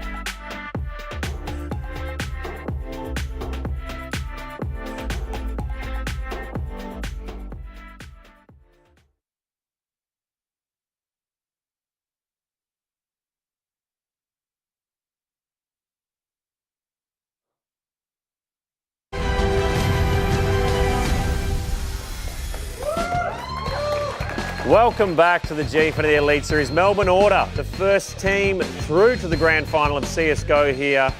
Going to see them taking on someone next week. We don't know who yet. It'll depend on this next match. And we see the celebrations from the boys doing very well. This is how it looks heading into next week right now. We're about to have a look at that. So that's it. Yes, so Melbourne Order taking down Sydney Raw through to the grand final. Will it be Chiefs? Will it be Avant? We'll find out in the next match. But before we do that, the big man himself is sitting at the desk. Huge round of applause for Melbourne Order and Captain Imagine, guys. Come on, give it up. Pretty sweet stuff, dude. You didn't. We were just talking off air. You didn't even seem stressed out there, man. No, nothing too hectic. Yep. We had a pretty loose game plan going into it, and yeah, it's panned out pretty well. Yeah. Is it a matter of you guys just staying like heading into next week? Will you go really hard now into practice sessions, or will you keep it pretty chilled? No, I mean our regular practice, I'd say, is pretty high intensity, but we'll just keep to that. Just chill out and hopefully look for the win next week. Yeah, cool stuff. I guess a better focusing question in terms of that, because I wanted to build on this. Do you think the game plan will change if you're versing Sydney Chiefs, for example, or Melbourne Avant, or is it just going to be the same old? You guys are going to be rolling forward with the confidence once again? Yeah, we just it doesn't matter who we're versing. We're just going to stick with our game and play that. Yeah, we think it's a good enough brand to beat anyone here. Yeah, fair enough. I'm not going to argue. I was the one advocating for them. I know, man. I know. It's the best kind of smack talk, the smack talk that you back up with well-played games. So let's have a look right now at analysis. Let's talk about some rounds. Kev, where do we want to start here? It was pretty difficult to find a couple of decent rounds here and there because once again, it just felt like Order were kind of just demolishing out. Round 10 was a good one to start off with because it was Sydney Raw. They actually started off really nicely. But then Order were able to get a little bit luckier, I guess, because Sydney Raw overextended. Top Gun, it was too enthusiastic, went in a little bit too quickly, and I think they lost another pick at another part of the map. So it's pretty intriguing because a lot of the time we talk about how you try to get the numbers advantage in Counter-Strike. Sydney Raw were able to do that, but then due to a little bit of eagerness, a little bit of probably inexperience playing together as a team, they don't know how to capitalize on that. And I'm fairly certain, Chris, like you'd be able to input and say how many times you've been in a scenario where you've been down a man, you have protocols on how to counter-respond. Yeah, you should always be converting number advantages. So I think it does come down to them just being a new unit, and some of the older players there, they get a couple of kills and they're on, so they'll try and get some more kills. And with Cache, because the last time that, as far as I remember, you guys playing Cache would have been against Tainted Minds, wasn't it, recently? Probably, yeah. You guys have traditionally struggled on, I believe, the CT side of things, where, what have you guys, going through as it's a bit of a quiet time at the moment, what have you guys done recently to maybe patch up a couple of weaknesses on the CT side? Was there anything prevalent against maybe the match against Sydney Raw that showed itself, or was it kind of patched up? Nothing really specific, but we definitely are aware that our CT on Cache was pretty inconsistent.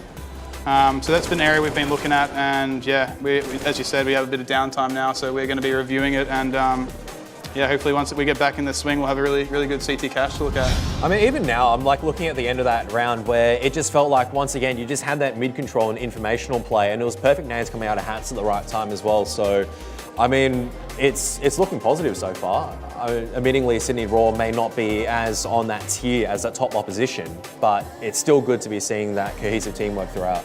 Yeah, for sure. Let's have a look at round 15. Is that where we're going next? Yeah, round 15. And this is looking more at what Sydney Raw did right. And I think this is, looking back in the Mirage games that they played against opposite teams, is the way that they need to succeed is exploding together. Because we know that these players are very, very sharp. And all they need to do is isolate into 2-on-2s, 1-on-1s that they can take out and then go in together. And this is one of the rounds that was the epitome of that, so to speak. Alistair gets very early B main control here. So this is probably indicative of the fact he probably calls it, and that's instantly the rotation coming out. And you guys are reinforcing mid and A side of this position, correct? Yeah, we're pretty much waiting for a mid reaction here. Waiting for them to come out mid or some fast reaction onto A.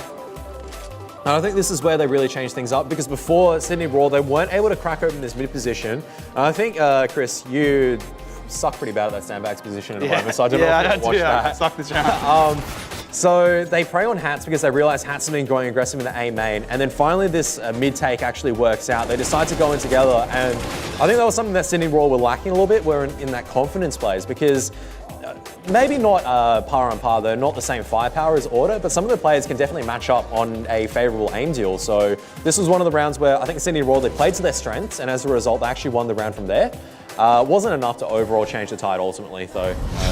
Chris's team's just a little bit too strong, so. Yeah, and they kept it up in map 2. So what are we going to have a look at? Round 7, I think, here? Round 7 in Inferno. I guess I'll grab your thoughts after this, but you guys were off to a red hot start on the T side, and then it kind of petered off again. What do you make of that overall? Was it something that changed differently, or? We aren't too stressed about it. I think it was just, we started really strong at the start of the half and then probably got a bit lax, a little lazy, and they found some ins back into the game. I think sorry to cut you off in here, but I wanted to build on the point where we were looking at the footage of Top Gun around the 1 minute mark, pushing into apartments with an orb. Needless to tell you, walking scoped in as a CT in apartments 1 minute in is probably a move that you're never going to be anticipating as a T-side leader. And that play actually gives Sydney Raw the information to start rotating the members over, and I don't think you expected them to rotate this quickly in, were you? No, plays like that are super valuable. When you clear map info at good times, it's round winning.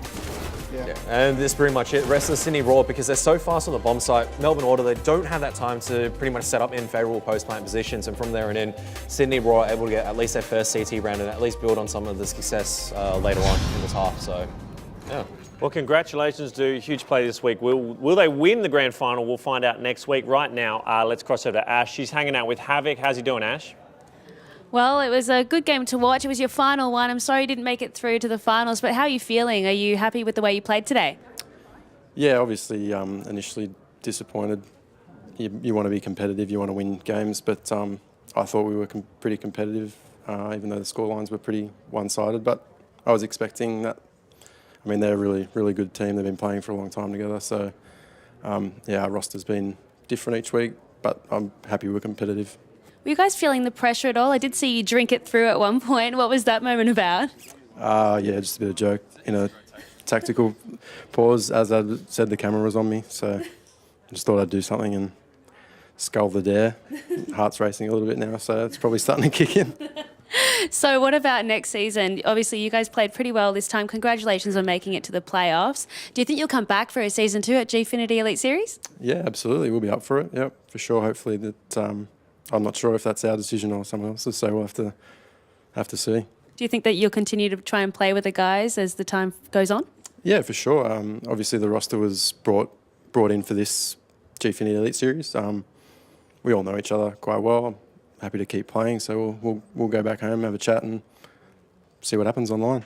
No worries. Well, thank you so much. It was a pleasure watching you guys play, and hopefully I'll get to see you next season. Thanks very much. Cheers for watching, guys. Back to you, Luke. Oh, a huge round of applause one more time for Sydney Raw and Havoc, guys. Give it up, come on. The end of their season, but I reckon we'll see more of them. Right now, it's time to find out who is our Logitech Play Advance MVP for that match.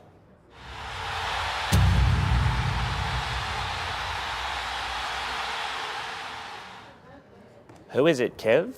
I feel it was a bit appropriate that we actually chose Mac's outfit because there is only one person that is really going to be matching up to Mac's standard of clothing, and that's going to be Hats from Order, who I just felt like overall played exceptionally well during the series. I mean, there's not much I can say in terms of Inferno on the T side. It was just impact kill after impact kill. He had so much confidence with the A bomb site on Cage where he was just dueling it out. He knew that he couldn't get punished, and I mean, probably other players had better kills and better ratings, but overall I felt like he had more impact overall in the series, and that's why my MVP is going to go to him. All right, sweet. Congratulations, Hats. You are the Logitech Play Advanced MVP for that match.